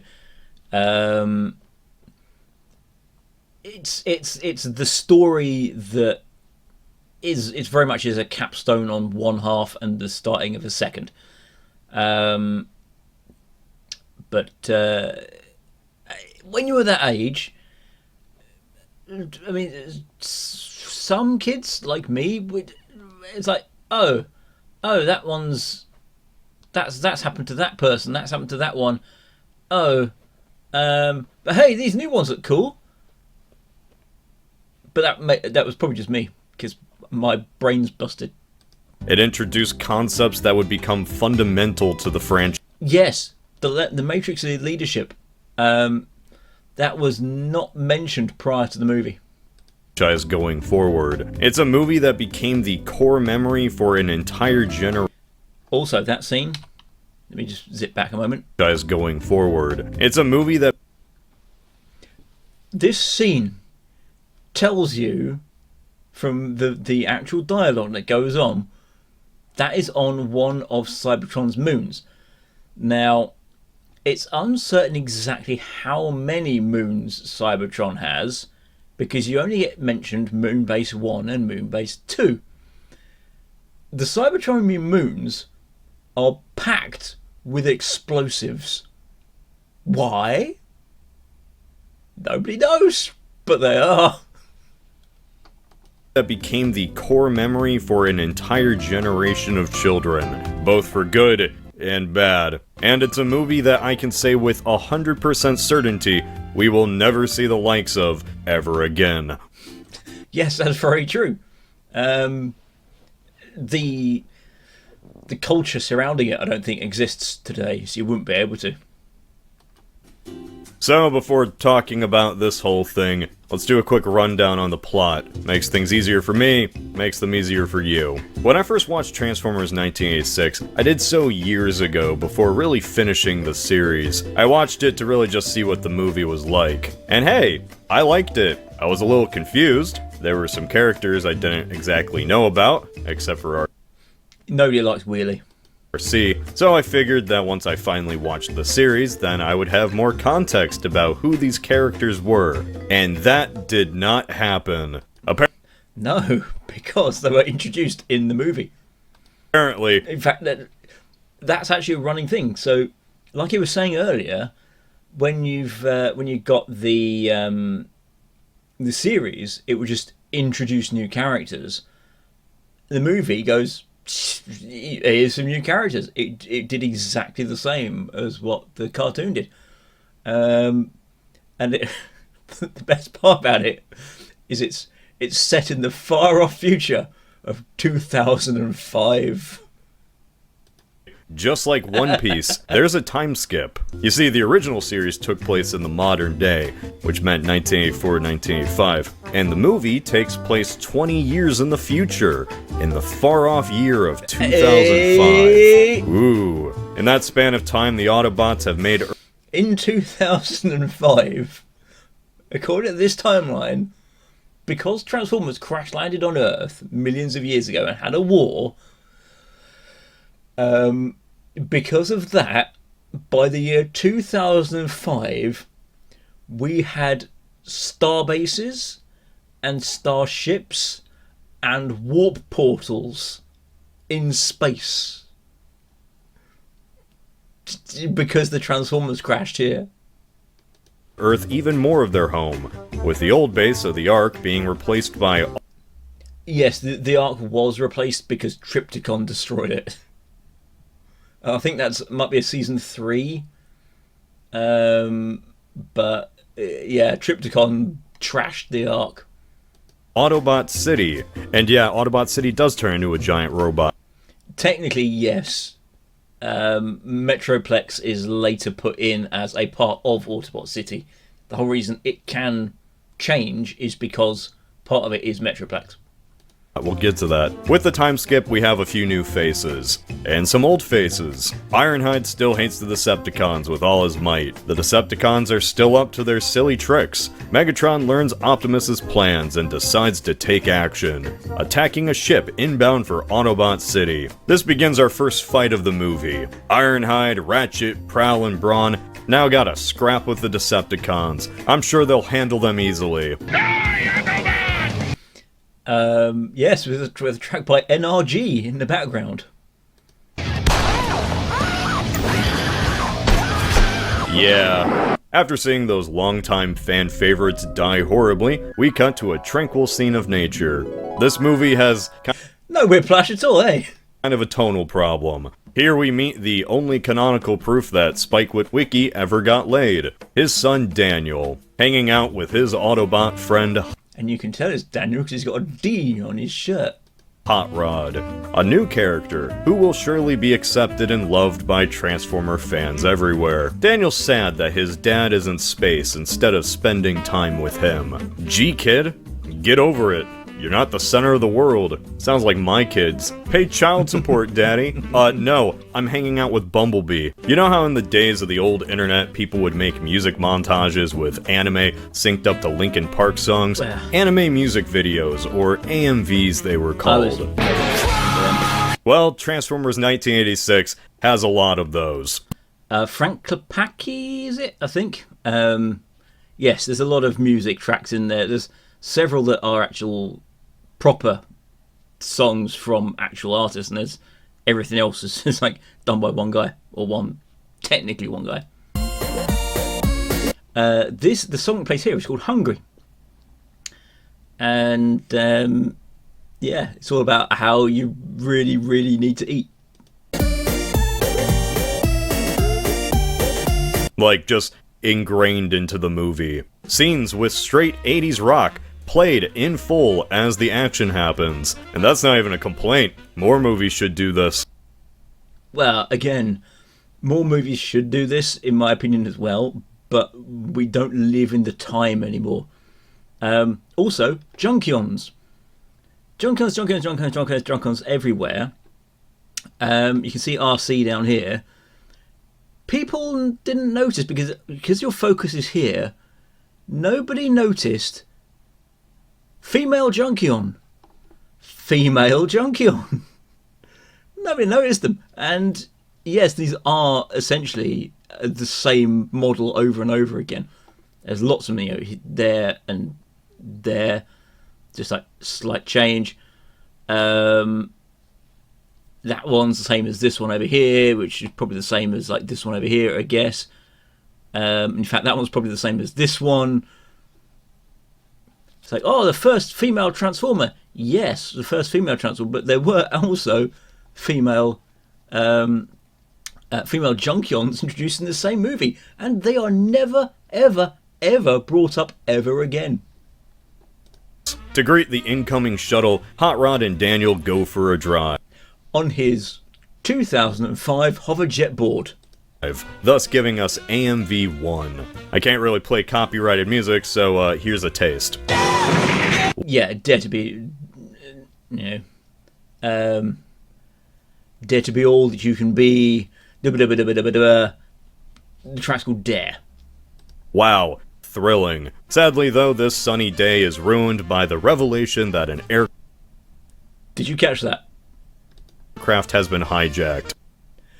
You know when earlier he was saying about how Starscream was the one who always tended to bungle things, and it would muck up. If the plan would muck up or something would go wrong, it would generally be Starscream's fault. Here they are, Megatron's plan: infiltrate Autobot City Earth in a stolen shuttle. No one will notice it. They say, oh, there's a hole in the side of the shuttle, and that would have been it if Starscream wasn't standing in the fucking hole on the shuttle, and they went, hey look, it's Starscream. Man, it really is the 2000s. When people talk about Transformers 1986, they're really just talking about the first 30 minutes or so. A majority of the callbacks you ever see in the future are just calling back to this one battle, and... Pretty much. I mean, it was the best battle in the entire thing, because you didn't really... Apart from the climactic battle, you didn't really have any big ones anywhere else. When I mean this one battle, I really just mean anything that Optimus does. Cut slide here. There, apparently there was supposed to be a scene between that and this, because you kind of get the previous scene if I do the zippy back and here. When I mean this one battle, I really just mean... So you get this scene, and it goes over to Optimus Prime anything standing that there. Optimus does. And then you get that. And between those two scenes, you kind of get Optimus Prime standing up. So you get the pan across, and he's standing there, and then you kind of get it from him as if he's standing up, and it's like, but he was standing up a moment ago. There's a scene that was supposed to be there of Dirge coming in from behind, trying to get him, and him just punching Dirge to the floor, and then standing up and carrying on. You got the touch. You got the power. Optimus and Megatron have one final fight. Megatron is defeated. He begs for mercy. And instead of just shooting him Sentinel style, Optimus instead waits for a split second. Because it's very much like the cartoons. It's like, oh, it's just another fight, and Megatron will, yes, they've done some horrific things, but it's kind of like, oh yeah, they'll just go away and it'll be the end of the fight, and then they'll just all carry on as normal, minus a few extra bodies.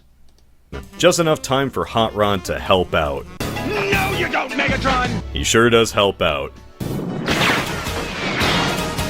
So now Optimus is dead.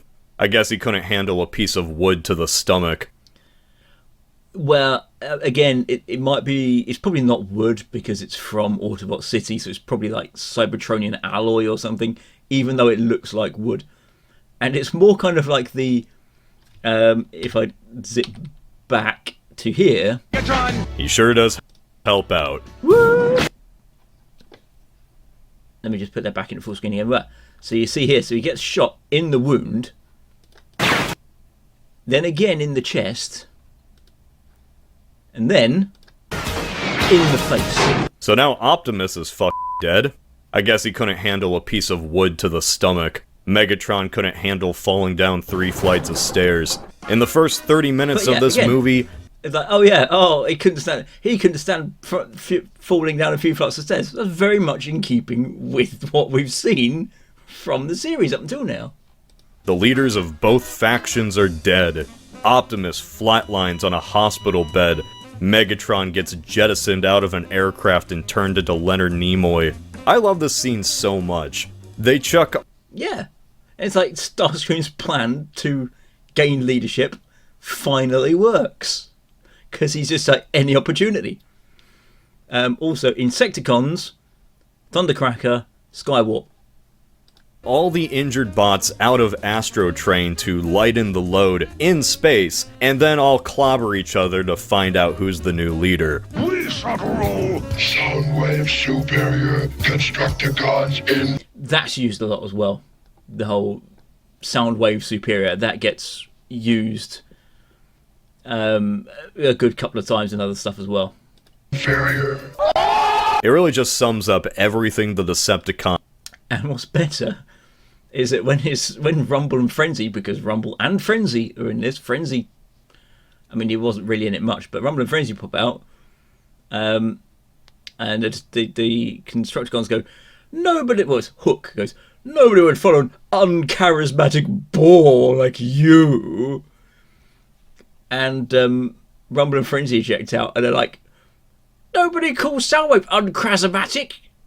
Because they're fucking idiots. And they're like, he doesn't know what word was. It's like Hook just comes out with a word for it, but it's like, no. Are. After drifting through space, Megatron is found by Unicron, and Unicron forces. I keep on stopping. Unicron. This is design. Technically, this is design 2 of Unicron. Design 1 of Unicron was he was supposed to have kind of techno-organic trees and plant life all over him. And I believe he was also supposed to have a straw coming out of his mouth. And these guys, Megatron and everyone else, were actually supposed to be proper dead. It was supposed to be their souls rather than their actual physical bodies. Writing changes took place. But yeah, this is design 2 of Unicron. This is Megatron to do his bidding, turning him into Galvatron. So we lose Frank Welker's classic voice for Leonard Nimoy. Now with a fancy new body, Galvatron shows up to Starscream's wedding and guns down the bride-to-be. Megatron? Is that you? Well, yeah, he's being facetious here, but yes. It was like, I'm finally in charge! Hooray! It's Starscream's time! Oh, fuck. Here's a hint. Even when he wins, he loses. Straight up dusting him from existence. My god. And then the rest of the movie is really just about defeating Unicron. I'm not gonna keep going through this beat by beat. Like, Unicron wants the Matrix of Leadership, Galvatron tries to get it, the remaining Autobots are scattered and have to reunite, there's some more AMVs, and Hot Rod becomes the new leader of the Autobots, Rodimus Prime. Unicron explodes, the Autobots win, the end. Pretty much, yeah. Pretty much. So yeah, the weapons the robots were carrying for 2 seasons actually could cause damage this entire time. Who knew? Not me, apparently. Like, after watching so many of these episodes, you just kind of forget. They might as well have been shooting cat lasers at each other. Then the second Megatron screams.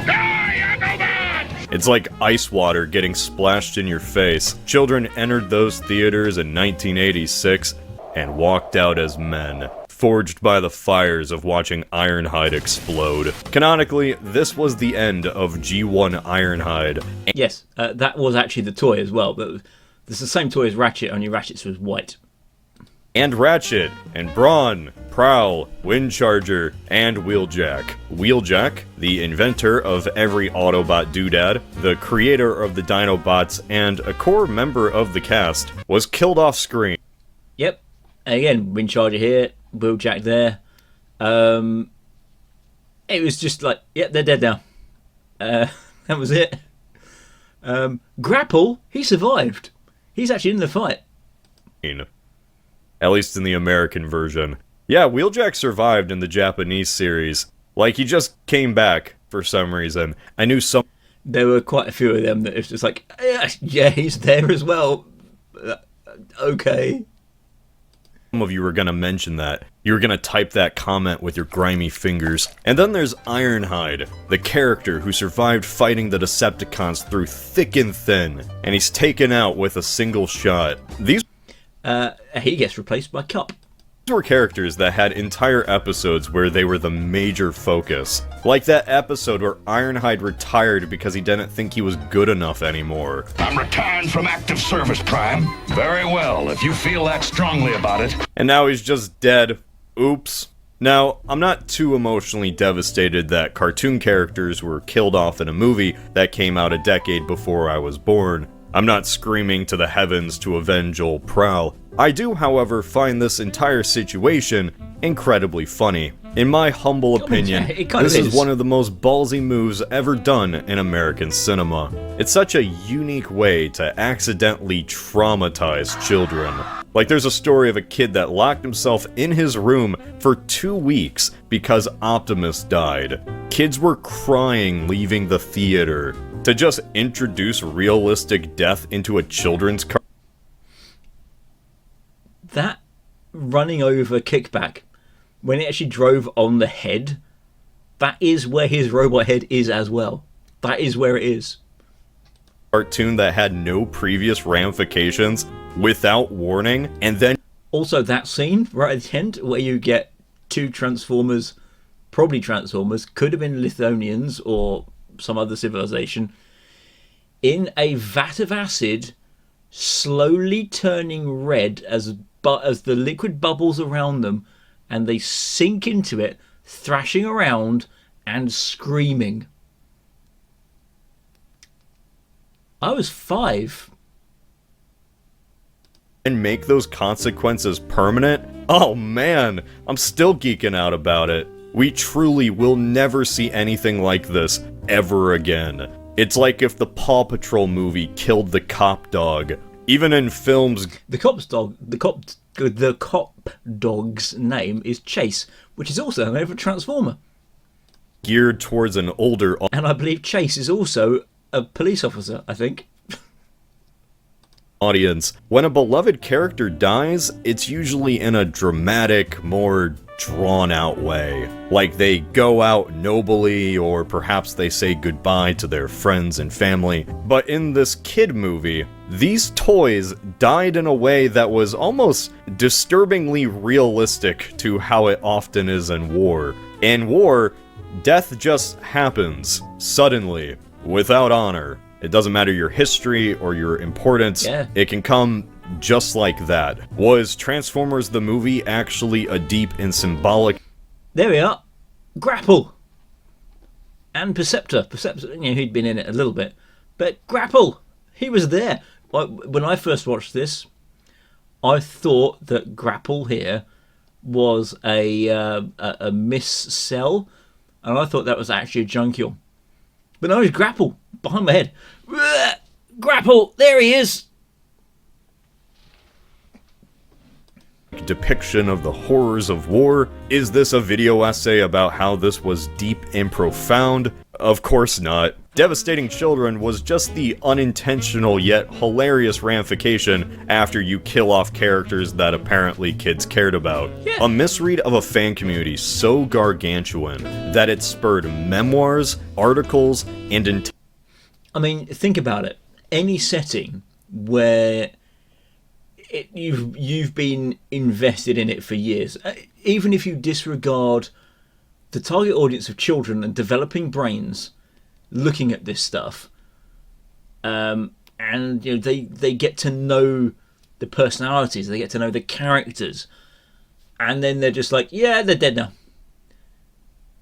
I mean, kids 5, 6 years old, most of them probably are still being somewhat sheltered from the concept of death, and you're like, they're dead now. Here's a new toy for you. And you're like, what?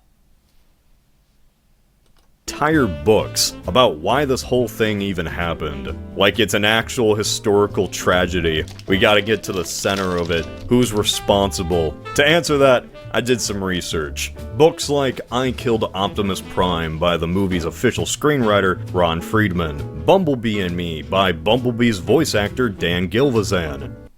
I have that book. I bought it at the... I think I bought it shortly after, or it's either at or shortly after the convention where Dan Galvatron was at it. This Den of Geek article by Ryan Lambie and Chris McFeely, who has a whole video detailing the development of the movie script. He goes into way more detail than I ever could, and just watch the video if you want the whole history. All I cared about was who was responsible, who was the culprit, who could it ever possibly be? Hasbro. Yep. Of course it was Hasbro. Like, who else would it be? But I will say Hasbro's only responsible for like 85% of this. So stick with me. Transformers was a series that was just a product of its time. Literally, it was a product that only existed to push a product. By 1985, Optimus Prime, Wheeljack, and the others were old news. Yeah, this is essentially it. I mean, that's the 40th anniversary. So this one, 40 years. This one only came out last year. But rest of them, yeah, that's... I mean, Autobot Strategist Prowl, Autobot Medic Ratchet, Autobot Security Ironhide. These ones, I mean, that is the design of the box that we had, and the design of the card that we had. I don't know if these are like some of the reprint ones, because they did do like redos, reboxings. That's got a sticker on it, so that's probably, I don't know. Looks like a 1999, so if it is 1999, it's probably fairly modern. But yeah, these are the designs we had in the 80s.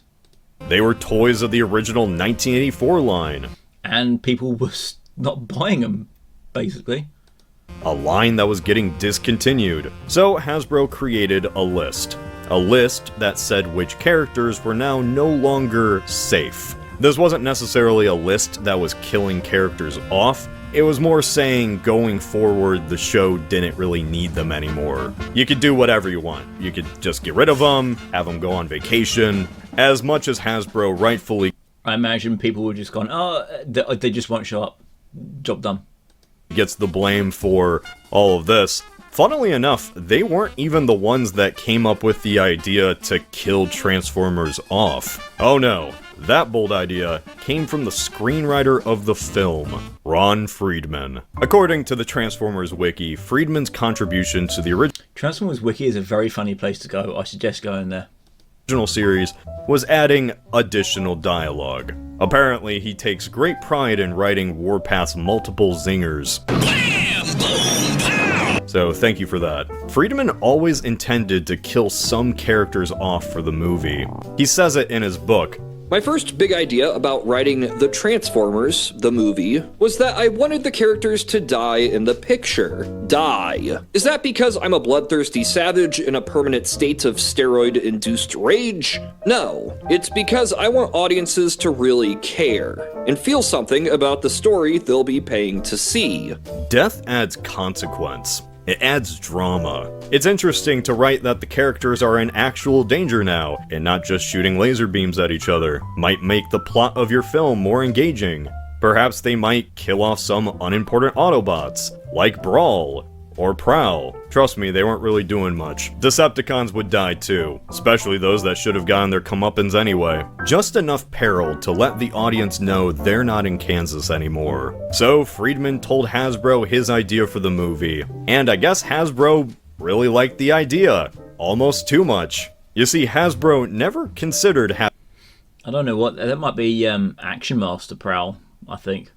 Some of them did come back. Prowl came back, and Starscream came back. Starscream came back a lot. Prowl came back as an Action Master, and he also came back as a Pretender. Having the concept of death in the Transformers property, at least until Friedman told them.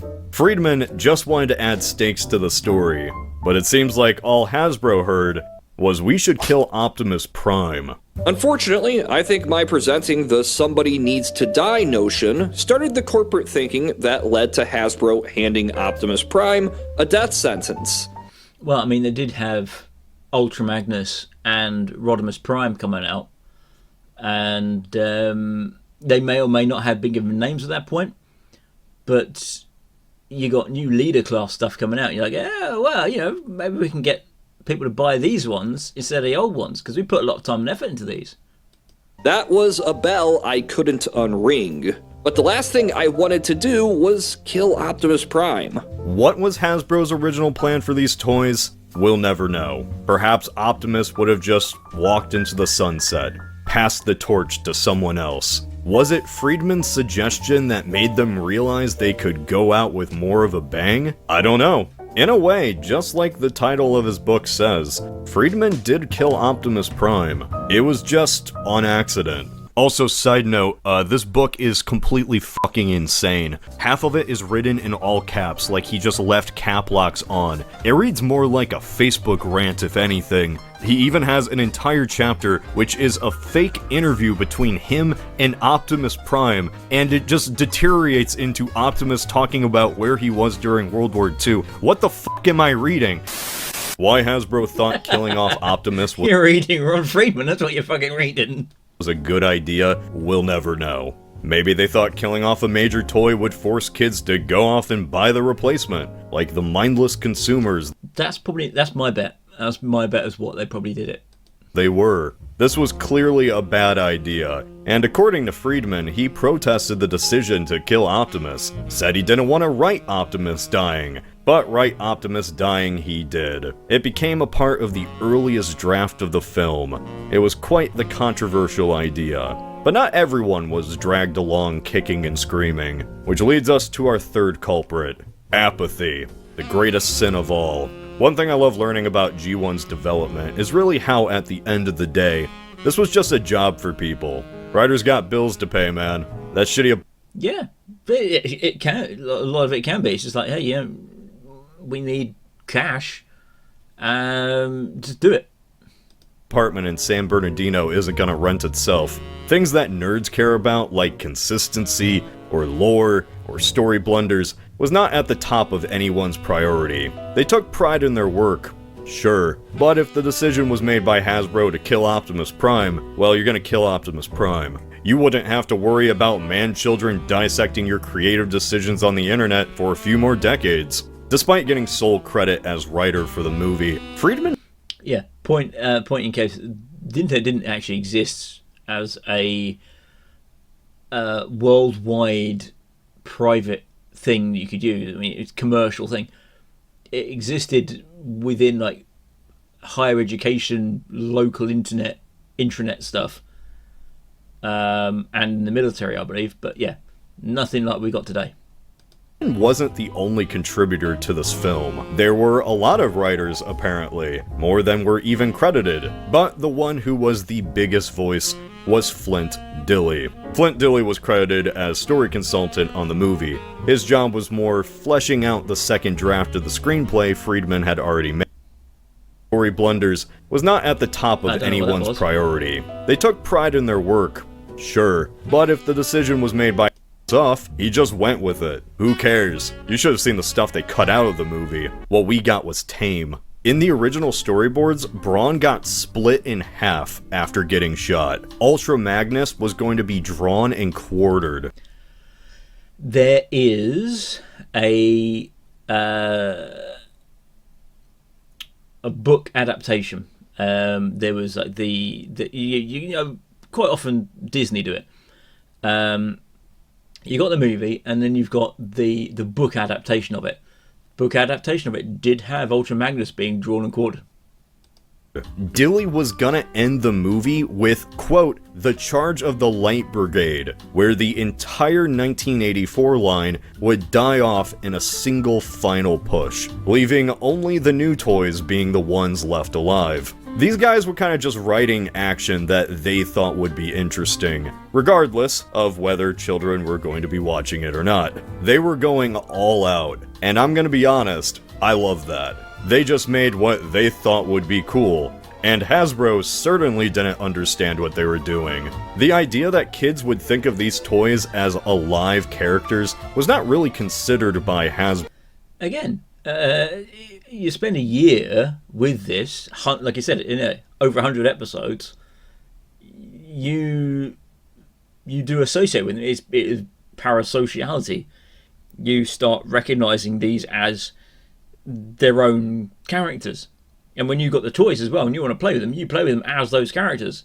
You don't get Optimus Prime and you're like, yeah, I've got Optimus Prime, and I've got an Optimus Prime toy, but this one's going to be Severus Duke, and he's nothing like Optimus Prime, even though he's the same toy. You don't do that because you've got that image in your mind of what the character is that you physically have in your hand. Because that never really existed before. Or at least if kids were attached to some cartoon characters, they weren't gunned down right in front of them. Imagine if the Smurfs had been carpet bombed as a finale. Probably wouldn't have gone over too well with ages 7 and under. This was a TV show that was able to finally leave TV restrictions. In a way, G1 was finally able to show what it was always supposed to be, even if it kind of retconned the canon of the show. Here's the thing about introducing death into G1 Transformers. The last 2 seasons kind of now make absolutely no sense. Wow, what a shock, the cartoon that had cowboys coming out of a time portal has inconsistencies, mind-blowing information. Think about every battle, every fight, every exchange of gunfire. 0 casualties. Lasers just bounce off. Explosions do nothing. This is how things were for 40-ish episodes. Then we get to the movie, and a single laser beam is fatal. It's such a drastic change. It kind of forces me to ask a question. Okay, yeah, it's 40 rather than 100. The point still stands. Did any of this actually happen? Like in the canon, did Megatron fall down a hill, get lit up by Optimus, and then run away? What about that time Laserbeak literally shot inside Optimus, and he exploded, but still managed to survive? Or who could forget when Optimus was disassembled piece by piece and rearranged into a crocodile? If the movie is canon just like the show, wouldn't they have died in all of these situations? Is the show even canon compared to the movie? Did these silly situations... We didn't think that hard about it. We really didn't. When we were kids, we were like, hey, the new ones! Hey. Just never happen? Did they happen differently? Maybe we just need to accept that this and this did still happen, just on a chronological timeline. Somehow the bots fought each other for millions of years without ever dealing a fatal blow. It's like a fighting game where both sides have infinite health. And then everything changes because in 2005, Megatron finally said the word die. Alright, so I guess now in the movie, they can die. Yeah. It turns out you just can't put bots back together like they did in the TV show. Like in the movie, Ultra Magnus doesn't get drawn and quartered, but he does get gunned down by the Decepticon. Now you see, again, with that bit, with the solid beams coming out, that was supposed to lead to him getting latch on both arms and legs and then pulled apart. That's why it's solid beams instead of a blast like this, and you see him kind of go blip blip blip and blah, blah, blah, blah. It was going to be in there, and that's what got transferred into the book adaptation. Decepticons. It's brutal. He straight up explodes. Had this been the show, he probably would have survived, just simply put back together. But as the movie establishes, bots just can't be put back together. Then they put Ultra Magnus back together. Again, we kind of explained it at the time as like, yeah, it's the Junkions, it's what they do. You know, the Autobots can't do it, but the Junkions can, because it's what the Junkions do. So, all the other bots can be shot once and fucking die. Optimus can be shot a few times and slowly flatline on a hospital bed, and there's nothing anyone can do. But Ultra Magnus, the brand new toy, can explode into pieces, be dead for hours, and then be put back together.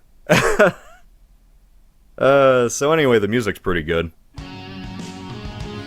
The music is very good, yes. At the end of the day, Transformers the movie isn't about life or death.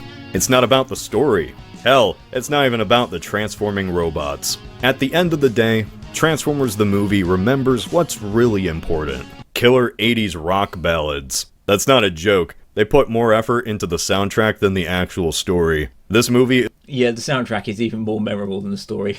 I have the soundtrack. I will listen to it at work. Is like Halo 3, where 80% of the plot is carried by the music. That's a compliment. I've seen some complain that Transformers the movie is bad because it's just a music video. But to me, that's like complaining that a pizza is covered in cheese and baked in an oven. Yeah, that's why I like it. I even like Dare to Be Stupid. You can't change my opinion on this. I like that Weird Al is in this movie. You have nothing to threaten me with. Music is such a core aspect to this film, it's actually kind of hard for me to talk about it. Because how do I show you? YouTube would kill me. The original series didn't have the best animation. For anybody who wants to actually watch it, there are free versions, let's say, on YouTube that have got the uncut version, which has Spike swearing. It's on YouTube. People can if you want to watch it, you can go ahead and watch it. It was working with a cartoon TV budget in the 80s. What'd you expect? It's honestly a miracle if colors were even in the right place. I don't think there's a single episode without an animation error. A lot of times characters are speaking with the wrong voices. Sometimes animation cells just disappear. Things are drawn poorly or just look wonky. It has a certain level of jank you just come to appreciate over. Yeah, it kind of felt like it got worse. It was just like, hey, everything's in the first 3 episodes, and then it kind of slowly goes downhill from there. As very much the first 2 seasons. This is like, whatever. Time. Like a 95 Chevy Silverado on its last legs. Who animated this? Ah, that makes sense. Yeah, the first 2 seasons of Transformers were animated by Toei. The same Toei that animated Dragon Ball, One Piece, and who could forget? That's another show I watched as a kid, yeah. You see, back in the 80s, Toei animated some... I also watched that as a kid as well. This was pretty much the same kind of thing. Teenage Mutant Ninja Turtles, Teenage Mutant Hero Turtles, as it was in the UK. Can't be ninjas, got to be heroes. Teenage Mutant Hero Turtles, very much the same sort of thing. They've got weapons. They never actually hurt anybody with the weapons. They got away with stabbing and cutting and smashing the Foot Clan, because the Foot Clan were all robots, and so it didn't matter. You could kill a robot and the robot would blow up. Humans never hurt. But that's just the way Turtles was. You didn't question these things. American cartoons like G.I. Joe. Also G.I. Joe. Fun fact, probably a fact, might be a legend, but fun flegend. They were going to kill off Duke in the G.I. Joe film until they found out the backlash the killing of Optimus Prime had, and they went, actually no, we're just going to ADR a line on at the end and to say that he's not actually dead. He was in a coma and he's come out of it now. He's fine, everybody. Don't worry about it. And TMNT. Before Americans began outsourcing animation to Korea, they used Japan instead. This lasted for like a decade until Toei just gave up on doing Western properties.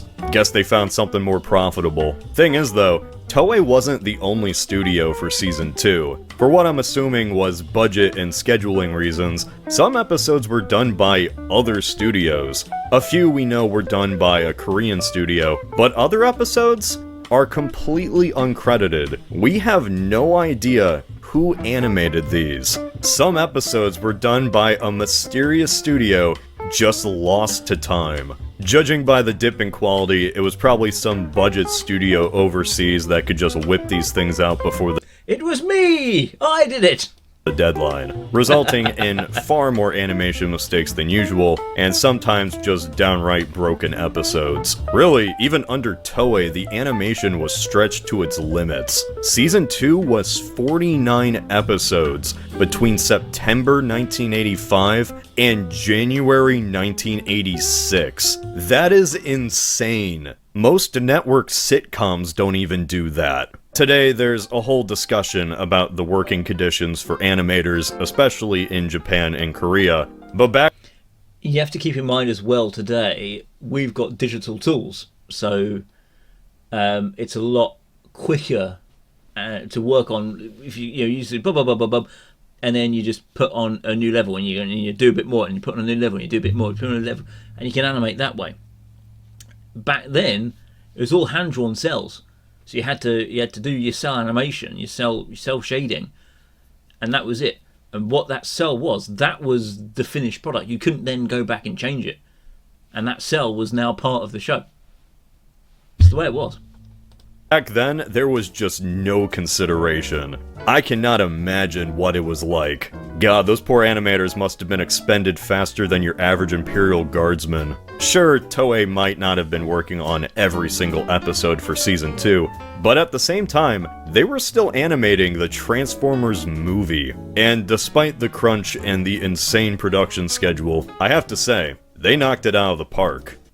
Yeah, they fucking did, yeah. It is amazing. Yes, there are animation errors in it.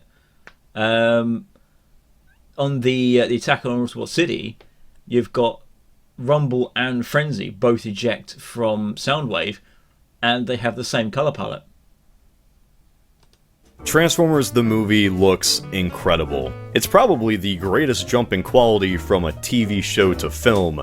Transformers the movie was such a leap in quality, though, that this is what people think of when they think of G1. The bold color choices, the simple robot designs that are still animated fluidly. Hell, just Unicron himself. I wouldn't wish animating Unicron on my own worst enemy.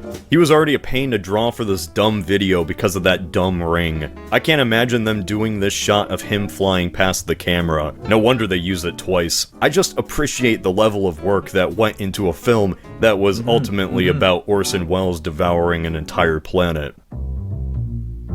Orson Welles, filmmaking legend, director and writer of quote-unquote the greatest film of all time, Citizen Kane. He gaslit an entire nation into thinking aliens were attacking, and his work has gone on to inspire generations. Also, his very last role was voicing a Transformer.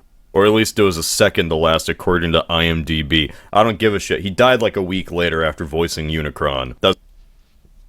One of the things that I've heard said was that they... when they were getting him to voice it, because he had breathing issues, he was constantly having to say a line, then breathe in, and say a line, then breathe in, and say a line. And they thought that the way that was done actually fit really well with the design they went for. They were like, yeah, it works with what we've got. I'm not going to ask him to do multiple takes or edit it. It works. That's what I'm getting at. I have summoned you here for a purpose. Nobody summons Megatron.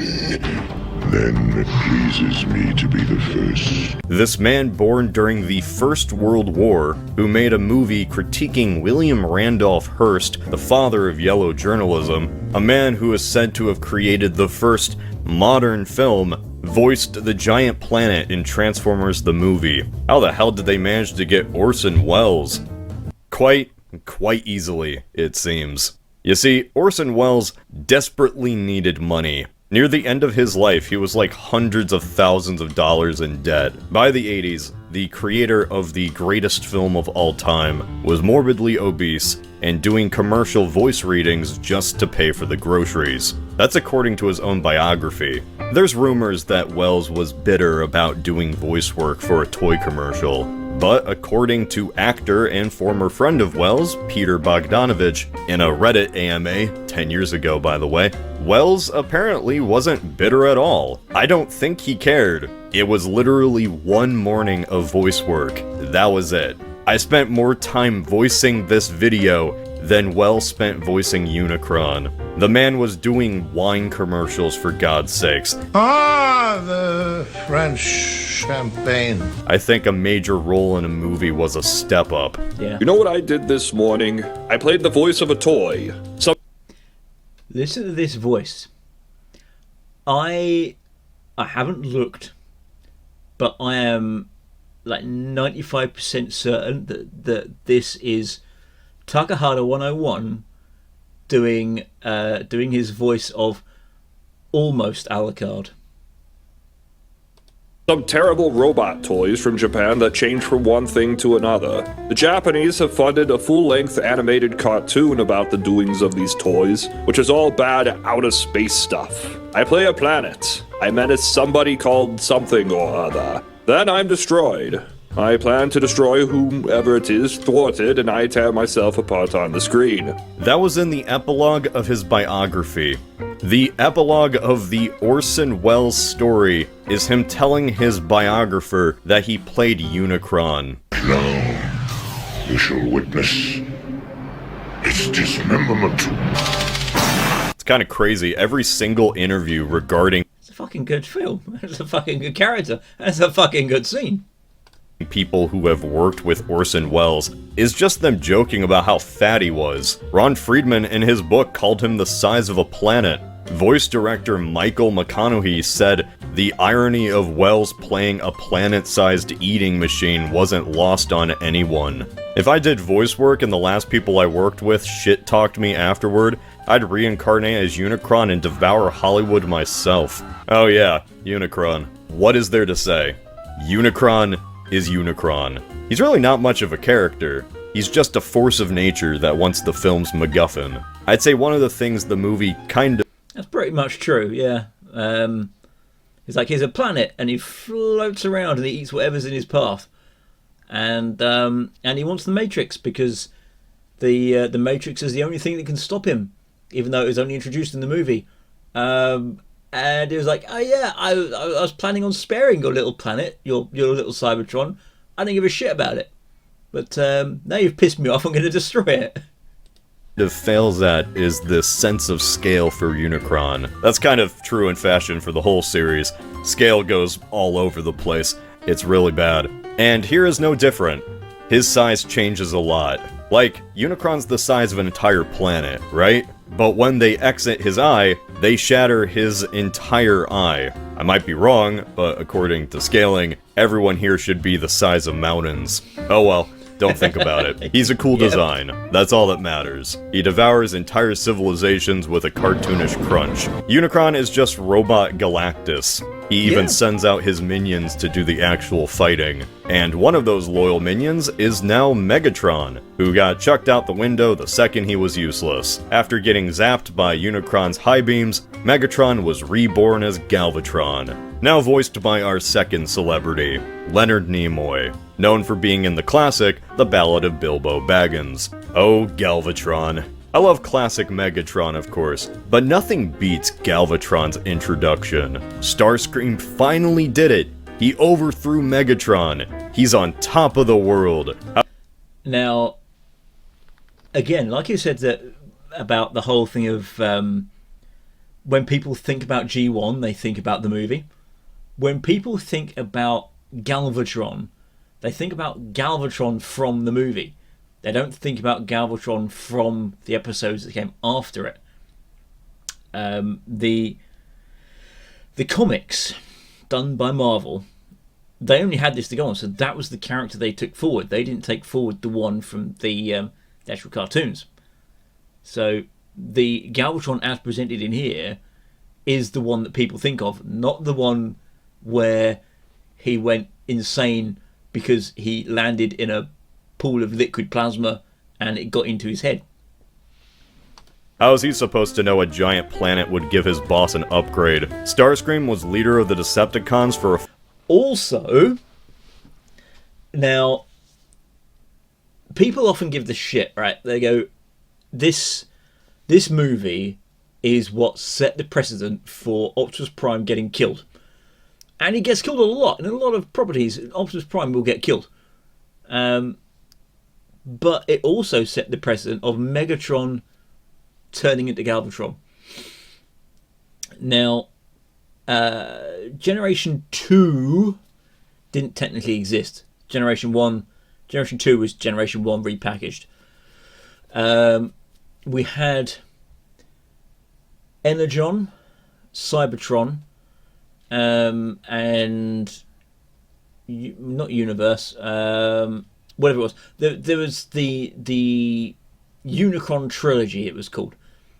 Every single one of those, you have Megatron at the start, and then some point later, he becomes Galvatron.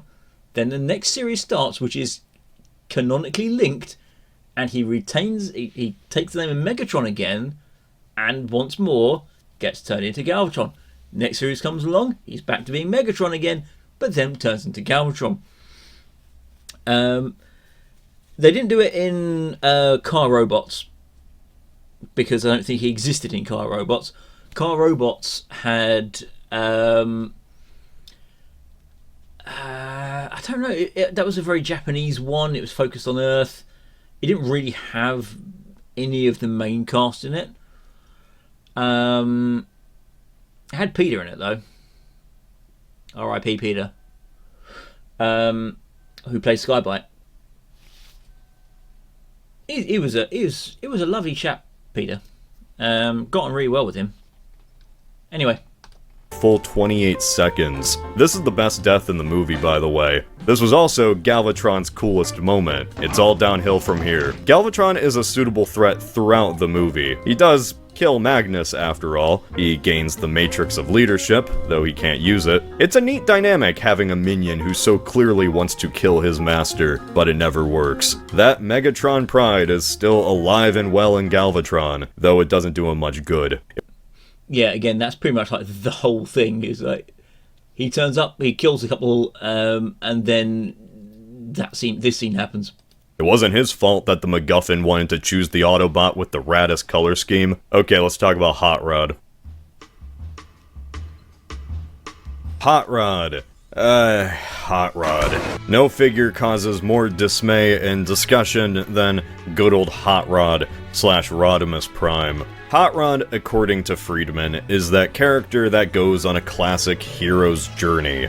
He starts off as a smartass kid, undergoes tribulations, learns from that experience, and eventually becomes the hero. There's also some Chosen One elements going on here. Man, it sure would have been nice if the Matrix let Ultra Magnus know he wasn't worthy. Guess he had to find out the hard way. The Matrix of Leadership chose Hot Rod instead, as the new leader of the Autobots, transforming him at the end of the movie into Rodimus Prime. The whole... Yes. He had 3 toys. Technically, Hot Rod had 3 toys. He had Hot Rod, Rodimus Prime, and Target Master Hot Rod. Next season... It's more than Optimus Prime. Generation 1 Optimus Prime just had his one. And then years and years later, everyone went, hey, you know what's really popular? Optimus Prime. Let's do Optimus Prime, but for this celebration, for that celebration, we'll change his colour scheme. So there's like 30 different variants of Optimus Prime, all just different colour scheme. The most we had of variants of Optimus Prime in the 80s was Optimus Prime and Optimus Prime with a Pepsi Cola sign. That was it. Season would now be about the adventures of Rodimus and these new Autobots. What's he talking about? We're gonna get killed. I'm sure kids were going to love seeing more of this character. This shouldn't be too surprising, but people aren't going to accept a replacement character with open arms immediately after seeing the old one get killed. Especially if that replacement character debatably caused Optimus's death. Out of the way, Hot Rod! Oops. So let's break the scene down. Oops indeed, yes. Optimus beats Megatron, Megatron begs for mercy, Optimus pauses shooting to question Megatron. This was a distraction though, as Megatron reaches for a gun. Hot Rod notices this and pounces on Megatron to stop him. Optimus can't get a clean shot, and after Megatron wrestles Hot Rod off, he shoots Optimus. Gonna be real with you, doesn't look too good for old Hot Rod here. If he didn't get in the way, then none of this would have happened. That is true.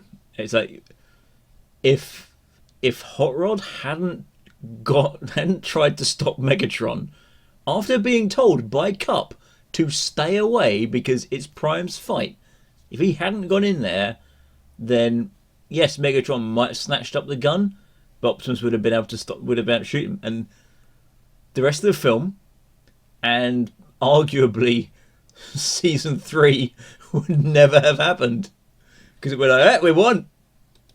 I mean, you could argue that Optimus should have just unloaded into Megatron without question. He really shouldn't have wasted time like that, and it led to the situation getting out of hand. The thing is, though, Hot Rod still messed up. That isn't even my opinion. That was the intended purpose of Ron Friedman. Hot Rod was meant to be racked with guilt for making this mistake. A classic hero's journey dilemma for him to move past and grow from. Add some depth to this next generation leader. That's neat and all from a writing perspective, and it certainly adds complexity to the character. But is that really needed for a show intended for children? And I don't mean children can't understand complex emotions. I'm just saying they're not gonna like the new guy if they think he killed Optimus Prime. That's gonna be... Again, I didn't think much about it at the time. And this is actually the original ones. This is Hot Rod in here with his original gun. The Target Master one replaced that with a Nebula. Be a problem when you're trying to sell a toy. Me, Grimlock, rescue you! You must be kidding. You can't just talk about the movie without giving context on season 1 and 2. You also can't just end with the movie. Because Transformers the movie was in a lot of ways just the start, the grand pilot for season 3, and season 3 was in a lot of ways not really a season 3 at all. Now, I've heard it said that season 3's opening, Five Faces of Darkness, was... I think it was that one, yes, because season 4 was the Headmasters. Season 3, Five Faces of Darkness, I've heard it said that was supposed to be Transformers the Movie 2. Had this series been released today, it might have been called a spin-off. This is not the same show as Season 2. Much of the original cast, both Autobots and Decepticons... Yeah, I did watch it, but most of it has been shunted out of my memory. My memory's got room and desire for Season 1 and certain bits of Season 2. Season 3 has almost been completely shunted out of my mind. I have it. I've got discs of all of it on my shelf, but I'm like, no, I don't want to know about it. I was just like, no, I don't want to know about Season 3. Cons were gone, replaced with brand new characters that continued the fight. Whatever storyline existed in those first 2 seasons ended with the movie. Optimus and Megatron were dead. The Decepticons lost Onslaught, my boy! the war. So season 3 begins with not only a 20-year time skip, but an entirely new status quo, with the Autobots fully in control of Cybertron. This is like the Zeta Gundam to the original Mobile Suit. If you're not a Gundam fan, I swear that metaphor may... It does. I have watched Gundam. Essentially, Gundam, Mobile Suit Gundam has the Earth Federation. They don't want to know what's going on. They don't give a crap. They're like, yeah, we're taxing colonies in order to get lots of resources. We put you up there, you owe us, kind of thing. And one set of colonies that becomes the Principality of Zeon says no, and they use German ideology to subvert the idea of the next evolution of humanity, the new type, or as the Germans had it in the 1930s, the Übermensch. They use that ideology to say that we are spaceborne. Spaceborne are the next evolution of mankind. We are superior. We will go to war with you. And they did. And it was Zeon versus Earth. It ended, obviously, with Zeon being defeated and Earth being, we've won. And then Zeta comes on, and you've got Char, one of the most famous characters, Char Aznavour, as Quattro Brigida, Lieutenant Quattro Brigida, forming part of a resistance against the Titans. And the Titans are the guys who are in charge on Earth. And the Titans are essentially... Well, they're not Neo-Zeon, because Neo-Zeon exists. They are Earth supremacist versions of what space supremacy was to Zeon. So you get a flip straight off with... you expect the Space Noids to be the ones that are the aggressors, but it turns out it's the Titans on Earth who have taken on that supremacist ideology. Makes sense. Basically, some familiar faces are still here, Char is mucking about, but everything is different. There's a time skip where our brown-haired protagonist has become a family man, and also like half the episodes are in space. Yeah, gone are the days of really fighting on Earth. Now every episode is on a different planet, Cybertron, or just a barren rock. Now most backdrops are dark skies or alien worlds. Things are kind of off. For what? Again, going back to a point earlier, it is the far-off year of 2001. We have a Space Command with Marissa Fairborn as part of it. And humanity has space travel. So limiting it just to Earth would not have made an awful lot of sense. But on the same side of things, I can kind of see where he's coming from with the whole... It's not the same. And it's like, no, it's very much not the same. One, yeah, Optimus was gone. What a shock. Replaced now with Rodimus leading the next generation.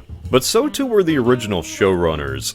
Flint Dille, the story consultant of the movie, took over as one of this season's story editors, alongside comic writer Marv Wolfman, who created the Teen Titans, and Steve Gerber, who created Howard the Duck. Now, I have no evidence for any of this, I wasn't in the studio, but I'm pretty sure the tonal change entirely came from these three, especially Dille. If you watch these episodes in order... Razorclaw there, one of the Predacons, and again, a very beloved group, the Predacons. You know what I'm talking about. There's a shift in tone. That was Octane. Octane is the third Decepticon triple changer. He did not appear in Season 2 with the other Decepticon triple changers. Still goofy moments, sure, yet everything feels a little more bitter. Not solemn, it's not like the tone is depressing or dark. I wouldn't even call it darker or edgier. It's not like this is the Snyderverse. These adventures aren't any more dangerous than they were in Season 1 or 2, but it feels like everyone's reactions to these situations is now different. It's kind of a crazy shift, because we go from happy-go-lucky robot adventures where nobody really thinks about what's going on, to characters being more self-aware, introspective. I don't know how else to describe this. Like, a typical Season 1 episode would have Megatron activating the Googleplex Annihilator or something, and the Autobots are like, "We'll stop you, Decepticons," and they fight without a second thought. Then Season 3 would have Galvatron do the same thing, and the Autobots are like, "Ah, fuck, this guy again." Maybe it's because even the Autobots... Yeah, as I said, I haven't really got much to say on this because I've shunted most of it out of my memory. Don't take the Decepticons seriously anymore. They are... The main thing I can remember is that Galvatron was insane because he had a quote-unquote plasma bath. And that caused him to attack his own men. Are kind of just there. rebuilding after losing the war. They've added some new marketable characters to their ranks, of course, mainly coming in shapes of Horicons. That's these guys, Horicons. And Predacons. Various animals. This is just triggered. This is actually from a... I'm trying to think now. It was from an episode where they tried to make a backstory for Unicron. And Unicron's backstory was that he was created by another guy who I think might have been called Omnicron or something. But he was created and went rogue.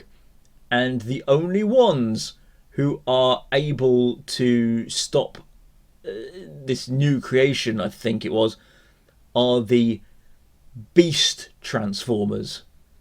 And everyone else is getting shut down. Decepticons fight everybody!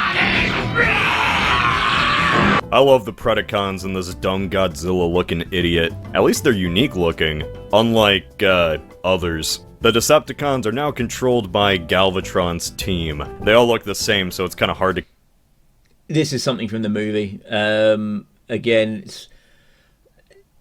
Galvatron was created, and they created Scourge the Tracker and his huntsman, the Sweeps. And again, it was just like, we just have the same model, that's fine. We could just chuck a bunch of them in as the equivalent of the Seekers. It's like just like the multiple Seekers they had lying around. They also had Cyclonus and his Armada, and his Armada never showed up again. To keep track of who's who. They just feel like a downgrade of the original squad of goobers.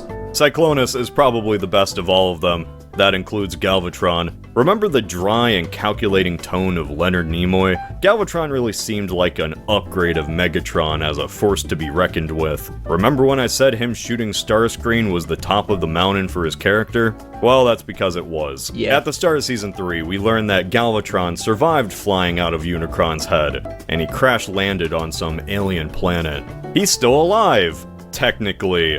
He's a lot different. I don't know if it was either bonking his head or from the aftermath of Unicron's mind control, but for some reason now, Galvatron is just insane.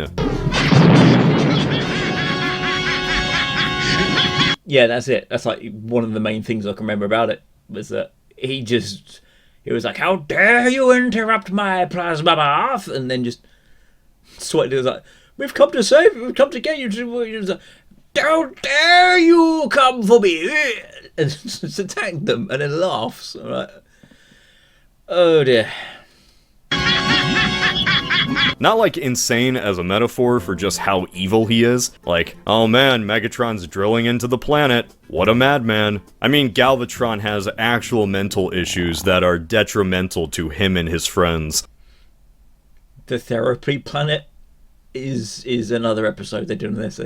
They took him to therapy and he was so insane that he infected the therapy planet with insanity.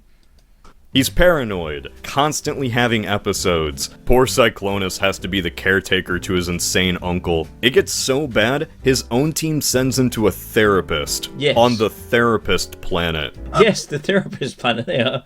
And they can't help him. And they try to do a purge. And the purge fails because his insanity is so bad that it makes the planet go crazy. You unzip me. It's all coming back! Hell, since they couldn't have Leonard Nimoy anymore, he even resorted to sounding kinda like Megatron again, with Frank Welker returning to voice him. Reunite the Decepticons and raise our empire once more! Attack! And I guess Frank Welker just decided to make him as funny as possible. But he's going to learn! Like a bizarre mix of Megatron and Starscream. While the Decepticons show up from time to time to be a threat, they aren't the only threat. Remember the Quintessons? Well, they were the OCs of Flint Dille. I really didn't like the fact that there were so many Quintesson episodes. I didn't. I was like, nah, I want Decepticons. I don't want these Quintessons. as the original overlords of the Transformers in a script for the movie that was eventually scrapped.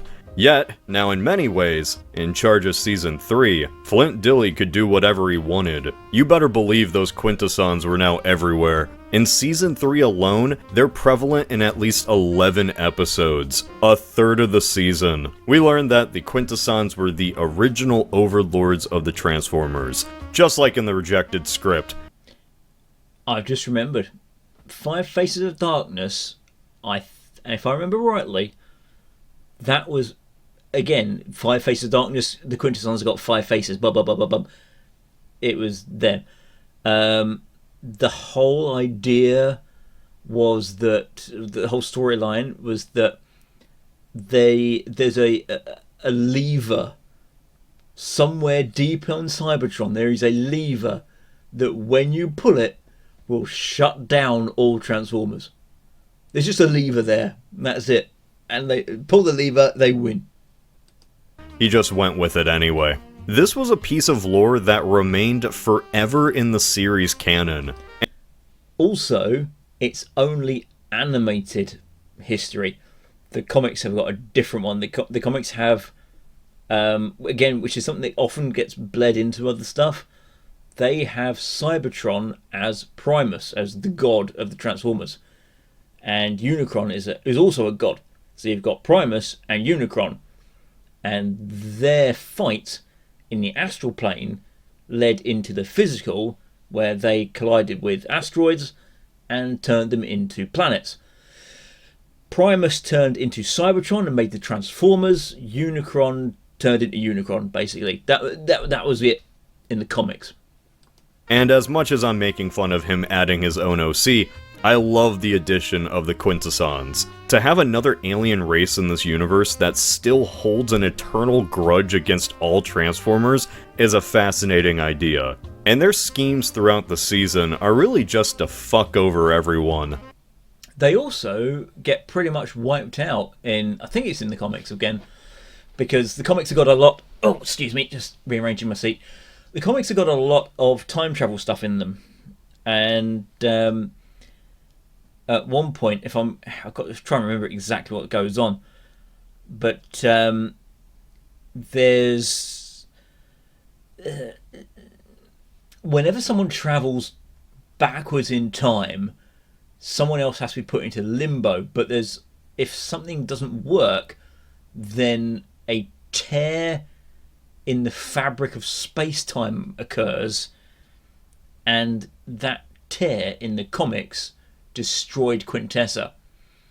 And it was because Megatron and Galvatron existed at the same time.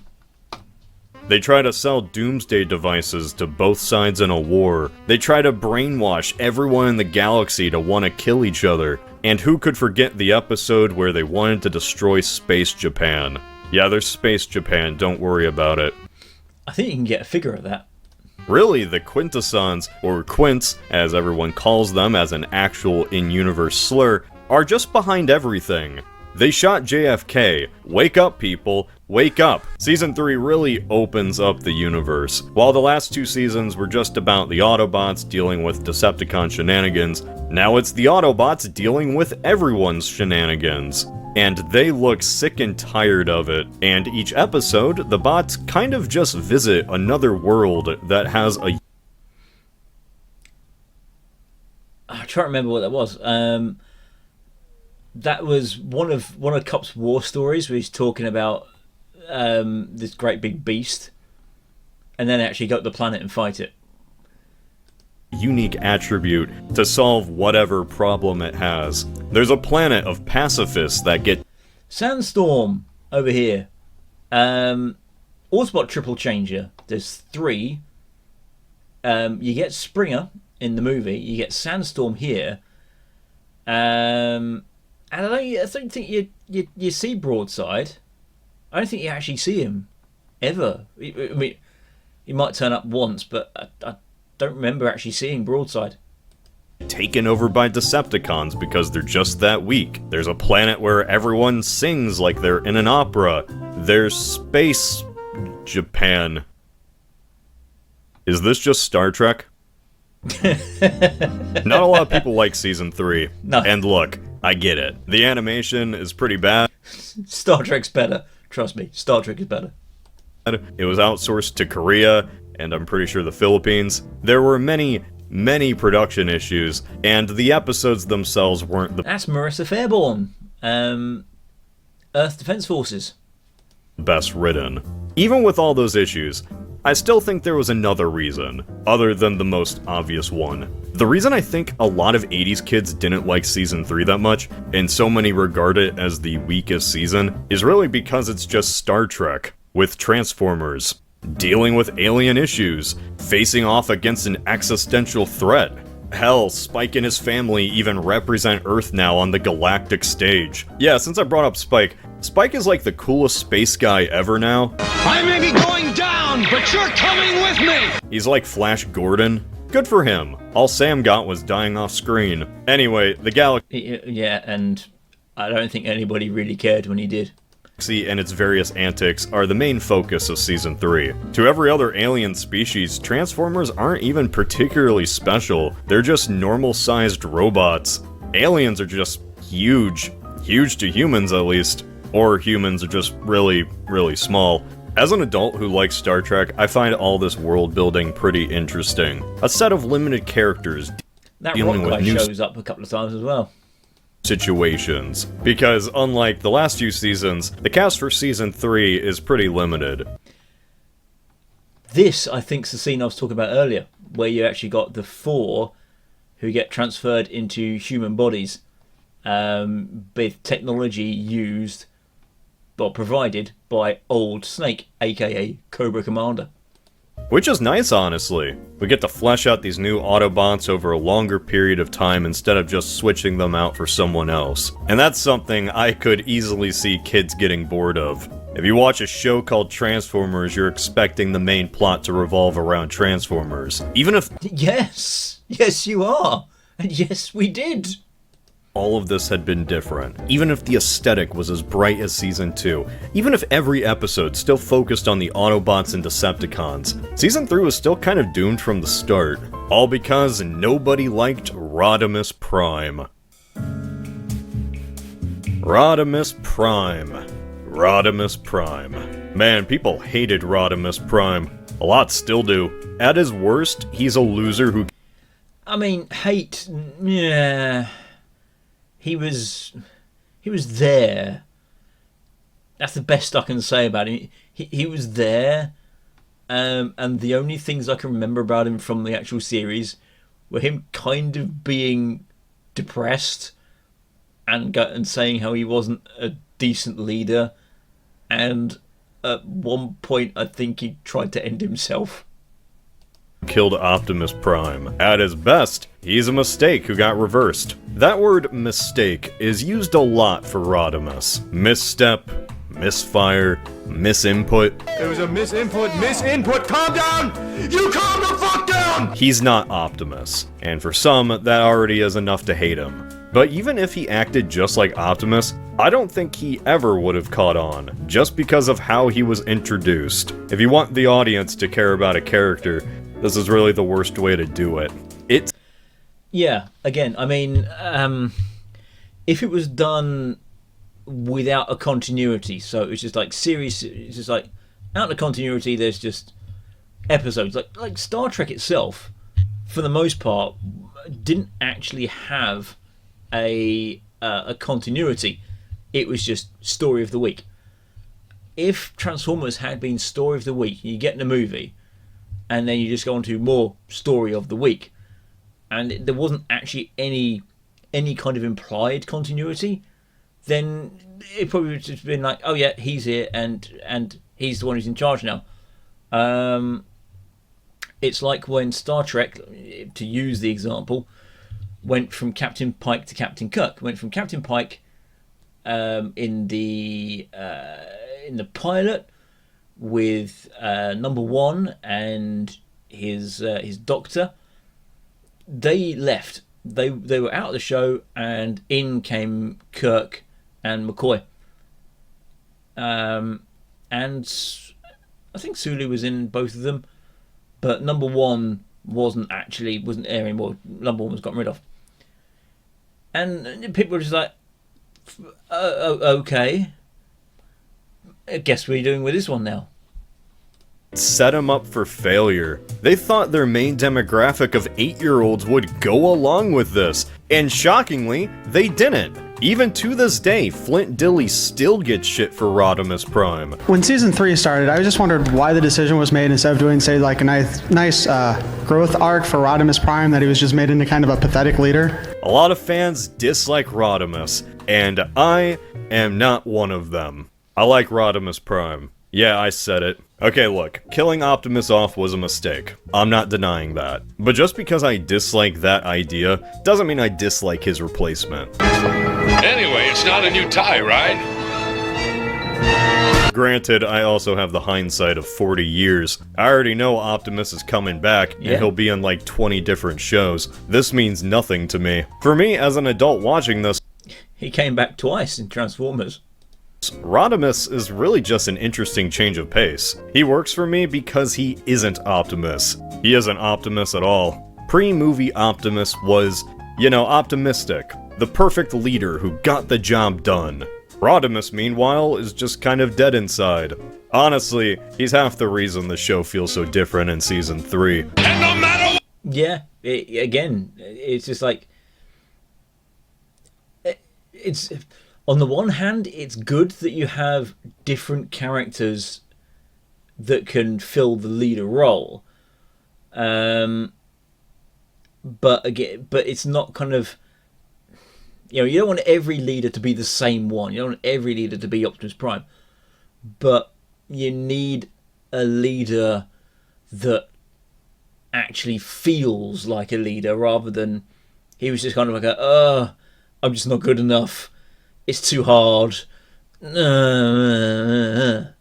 happens? Hold your position! He's fed up with whatever situation he gets thrown into. Like, even he knows how long this series has been going. This has been going on for a few dozen millennia now, and I don't see it changing, do you? It's almost surreal to have a character like this in this series. One who is very blunt and dry. He really doesn't act like a leader. Well, basically, you'll have two choices: suffocate or smother. Or maybe we can dock at that, well, whatever, up ahead. Like, at heart, he's still just Hot Rod. One of the guys. The sibling that had to take control after the death of a parent. And while, to some, that's what makes them hate Rodimus, to me, that's what makes him work so well. He's just winging it. As an adult, Rodimus is hilarious. He has no filter. His personality isn't one of a noble prime, but he also wants to be a noble prime. He wants to one day even be a fraction of the leader that Optimus was. Yeah. If Imposter Syndrome was a character, it would be Rodimus. Half the time he wonders if he's even cut out for this. He's full of self-doubt. His own Autobots doubt him. And he wonders all the time if Optimus had the same struggles. That's kind of the theme throughout Season 3.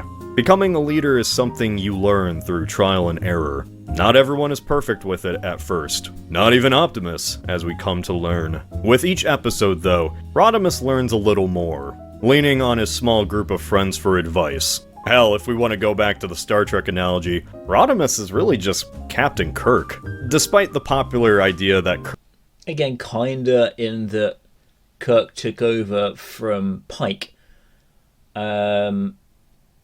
Pike showed up in a later episode, but there wasn't the backstory or the characterization that had been ingrained with 2 seasons of Pike before Kirk came along and just took over. Kirk is just this funny womanizer, or basically just William Shatner. Kirk in the original series had a lot of contemplative and stressful moments. He knew that the lives of his crew hung in the balance from his decisions. He'd often heed the advice of others, like Spock or McCoy. And really, now that I think about it, Kup is basically Rodimus's McCoy. Yeah, kinda. And that Kup is the replacement. So if Rodimus is the replacement for Optimus, Kup is the replacement for Ironhide. coy. Rodimus has a surprisingly complex and subtle character for an 80s cartoon. Almost too subtle. Like, as an adult, I get where they're going with him, but to a kid, all they see is a leader who isn't Optimus, and all he does is complain. So he's just a worse Optimus. Maybe one day he would have been like Optimus, but that day would never come. Rodimus really was just doomed from the start. The way Optimus was killed disappointed kids and pissed off parents.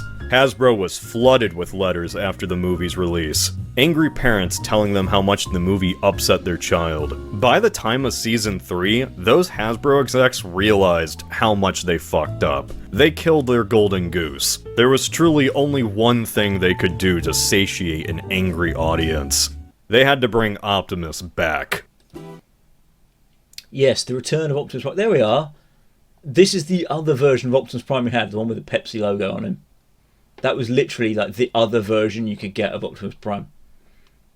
These days you can get Optimus Prime, you can get an orange one, you can get a green one, you can get black one, you could probably get a pink one. So many. So also, this episode freaked me out as well as a child because the closing of the Return of Optimus Prime, they give you a close-up on a half-destroyed robot face with like empty eye socket and everything, and I was like, whoa! The spoilers, Optimus comes back. Comes back as a zombie, that is. Yeah, again, like I said earlier, this set a precedent as well.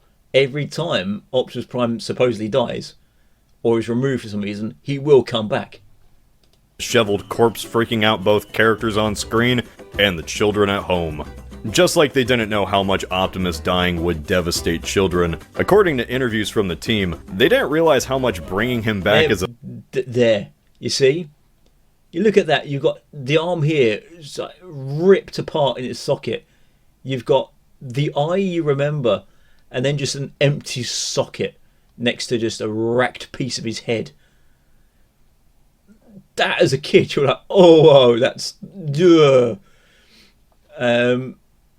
and they fixed it when they brought him back a second time. The zombie would rub salt into the wound. But is this really the end of Optimus Prime? No. Find out in tomorrow's exciting episode, The Return of Optimus Prime. They said in the 8th episode that he was coming back, and then he didn't until the end of the season. Yeah. Return of Optimus Prime Part 1 and 2, that was when he came back, because he was found intact. So, Dark Awakening, right? So that was the one with the zombie. His funeral barge that he was on exploded. He was in ruins. Return of Optimus Prime Part 1 and Part 2, he is complete. Not a scratch on him. At a certain point, I'm wondering if they're just messing with kids for fun. I wonder if little Timmy cried in his room for 2 more weeks. By the end of Season 3, they finally bring Optimus back to life. How did they get his body after it apparently exploded in the middle of space during the zombie episode? He's back, okay? See? You little snot-nosed brats got what you wanted. Optimus retakes the matrix of leadership, becomes the leader of the Autobots again, and everyone just moves on like nothing ever happened. Like that episode with Principal Skinner we all just ignore. You know the one. At least you can say that... Yes, we do know the one. The one where Principal Skinner isn't Skinner, and he's actually just a guy who took Skinner's life. Canonically, G1 Optimus' story did not end on a hospital bed. Good way to wrap up the series on a positive note. Now they can go off and do dumb headmaster shit. At the same time, and this feels dumb to say, I kind of feel bad for Rodimus. Like, he's not real, it's not like this decision put him out on the street or anything. He's a fictional character, so he doesn't have any real feelings. I guess, in the show, he was actually kind of excited to stop being a Prime. He was more than happy to give up the Matrix, actually. Turns out he really just wanted to go back to being Hot Rod. It's all kind of weird, in retrospect. So many episodes were about Rodimus not feeling like he was up to the task. Whole plotlines culminating in him becoming more of a leader. I guess in the end, he was right to self-doubt. He really never could have been as good of a Prime as Optimus. I guess he just really didn't even want the job. props to the haters. It's kind of sad, in a way. This character that wondered if he was ever good enough just got it confirmed in the actual canon that he wasn't. This was a character arc I'm sure the writers never intended to actually backtrack. They certainly didn't expect a barrage of angry letters from parents. Optimus came back and struck Rodimus down, and I guess everyone cheered. He was really just a victim of strange executive decisions and odd writing choices. His character is forever cemented by the franchise as just a mistake.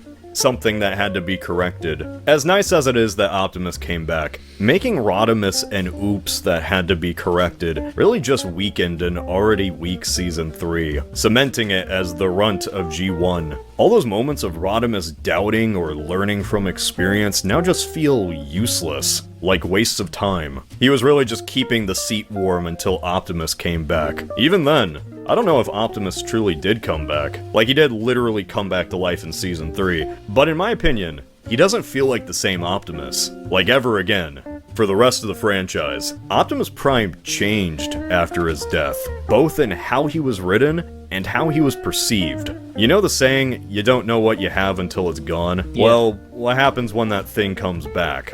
You cherish it more. Before his death, Optimus Prime was almost goofy, like a lot of Season 1 and 2.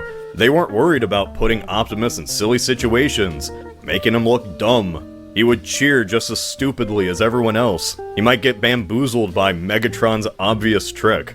He would race an obvious duplicate of himself just to prove to everyone else that he was the real Optimus. Like going faster would prove anything. He wasn't perfect. That's my point.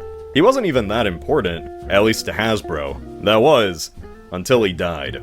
After Optimus's death, he wasn't just Optimus Prime anymore. He was Optimus Prime. He was the most important Autobot ever, and don't you forget it. He acted differently, more stoic, almost somber, more in line to the future serious Optimus we would know. Like the writers now understood how important Optimus was, and all the characters. Now, the Bayverse ones, he's more violent than ever in G1.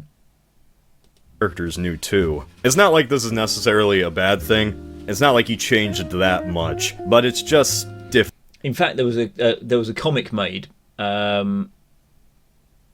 can't remember if it was TF Nation, if it was TF Nation at the point, but there was a comic made, fan comic made, where they went through various different alternate realities, and they mentioned the Bayverse reality, and they were like, "Yeah, this is the one. This is the reality where everybody just became psychopaths, and we don't talk about that reality anymore."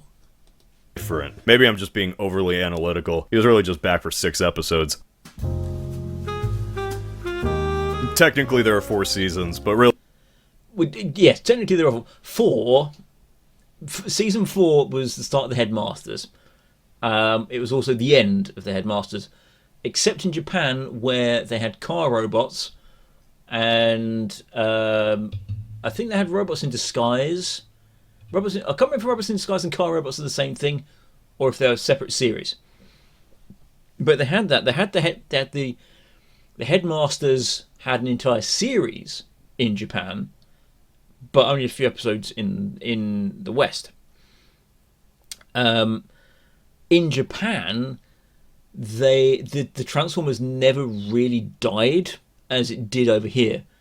It kind of kicked around for a bit, but in Japan, they had the Brave series with things like Brave Police and Might Gain Brave Express, which had the Transformers theory. Giant robots that can transform into vehicles on Earth, human, very much that kind of thing. Only, generally speaking, at least in Might Gain and in J. Decker, the Transformers themselves were Earth creations rather than being aliens. But the Transformers theme carried on a lot longer in Japan than it did over here. Really, that 4th season isn't real. They'll call it a 4th season, but it's actually like a 4-episode special. It's about the Headmasters. Yeah. Ooh. The Headmasters were pretty much Transformers' version of Mecha. Again, the Japanese one, it was different to the West. The West, we had binary bonding. So it was the Headmasters, the Target Masters. Headmasters took their heads off, and the heads were turned into suits for Nebulons to inhabit. Same for the guns. So when they combined, it was 2 minds, 1 body. In Japan, they did it where there were transtectors, which were the heads were robots, and the bodies were just vehicles they piloted and could transform. But the bodies themselves weren't the actual Transformers. It was a lot bigger in Japan. But then they also had like the Core Masters as well. I can't remember if it was Core Masters or something that they would, much like Ultra Magnus. There is a great example. We'd have like the Transformer would be that bit, and this is all just kind of an exosuit that they connect to. Now I want you to see this. How come you missed me? And this is the awful dub. This has been my way of doing things. I fight the way soldiers should. Japanese Transformers is a whole other thing. Wheeljack never died. Prowl's still alive, or at least a version of Prowl.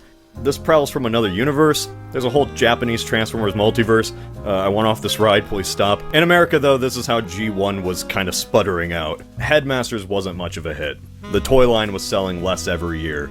So at a certain point, Hasbro called it quits. In America, Transformers G1 came to an end.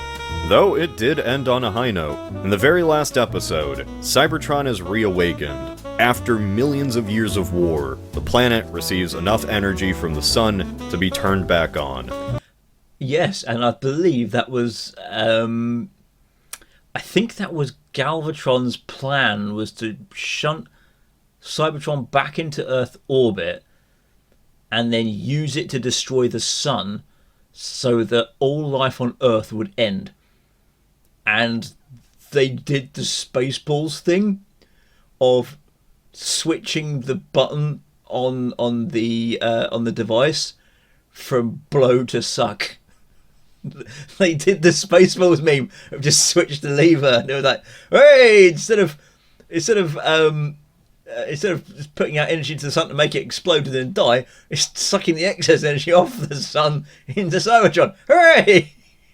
The whole planet turns gold, Cybertron's original color. I love that Cybertron is actually meant to be warm and bright instead of the dull and gray we think of it as. Ultimately, the planet and the Transformers are saved all because of Spike. The human that they saved at the start of the series gets to repay the favor. So, G1 and the end of the series ends with Optimus Prime alive, the Autobots winning the war, and Cybertron starting a new golden age. Might have had a rocky path along the way.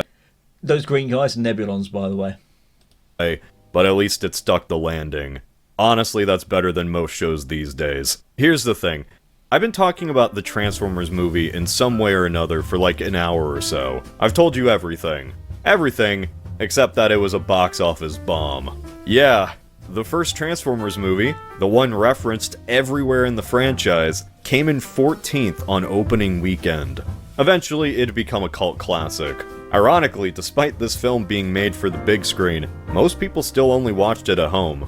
Think about that. At the height of G1's popularity, when toy sales were the largest, when it was a phenomenon for a certain age demographic, the movie made absolutely no impact. It didn't even make a ripple in the water. The damn pebble phased through the surface like the collision was turned off. Just kind of gives perspective.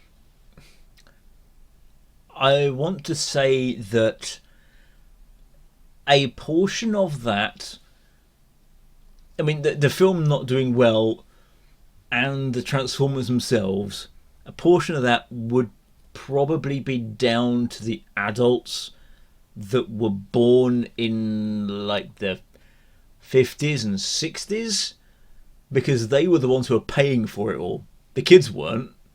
Kids weren't paying for shit. I mean, you got pocket money of like £1.50 a week back then, if you're lucky. You certainly couldn't buy any Transformers with that. And I remember going to the local supermarket with my dad, and they had a toy aisle, and they had Transformers in the toy. On the top stack, one end of the stack, they had a Thundercracker box. Now the Seekers were in big fucking boxes, because you had like the box with them in the airplane mode, and then parts of the packaging for the guns and the hands and the ejection barrels, because they ejected out. Whoops, hit my microphone there. That was on the top shelf. I was like, can I have it? Can I have it? Can I have it? My dad was like, no. This was in the 80s. That was probably 20 quid maybe.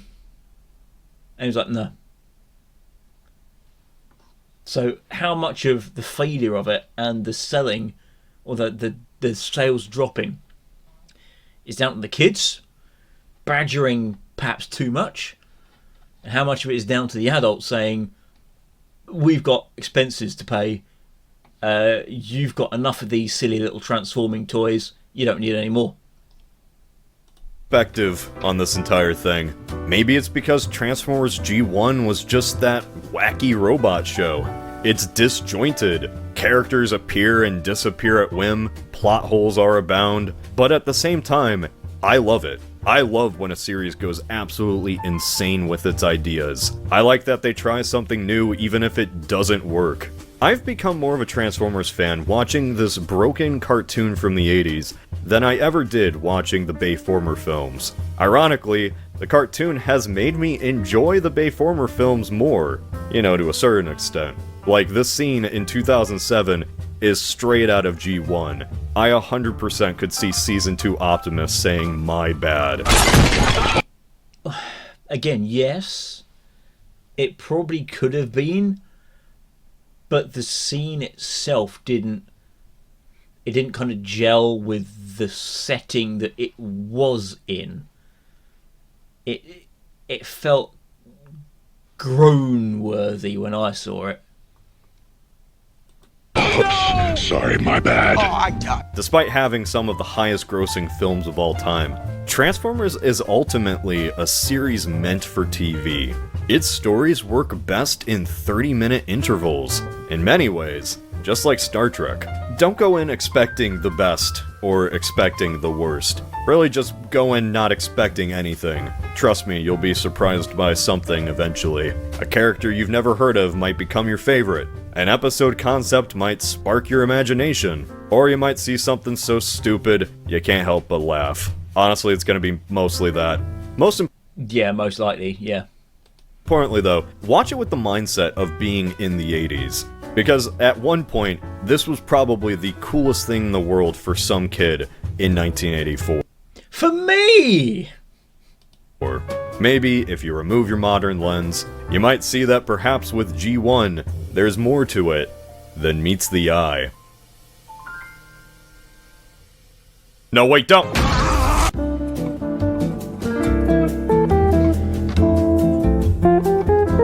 Well, that was Pointless Hub with technically an hour and a half, but I've doubled the length of it by reacting. That was Generation 1 and the movie, Seasons 1, 2, 3, technically 4, and my blathering.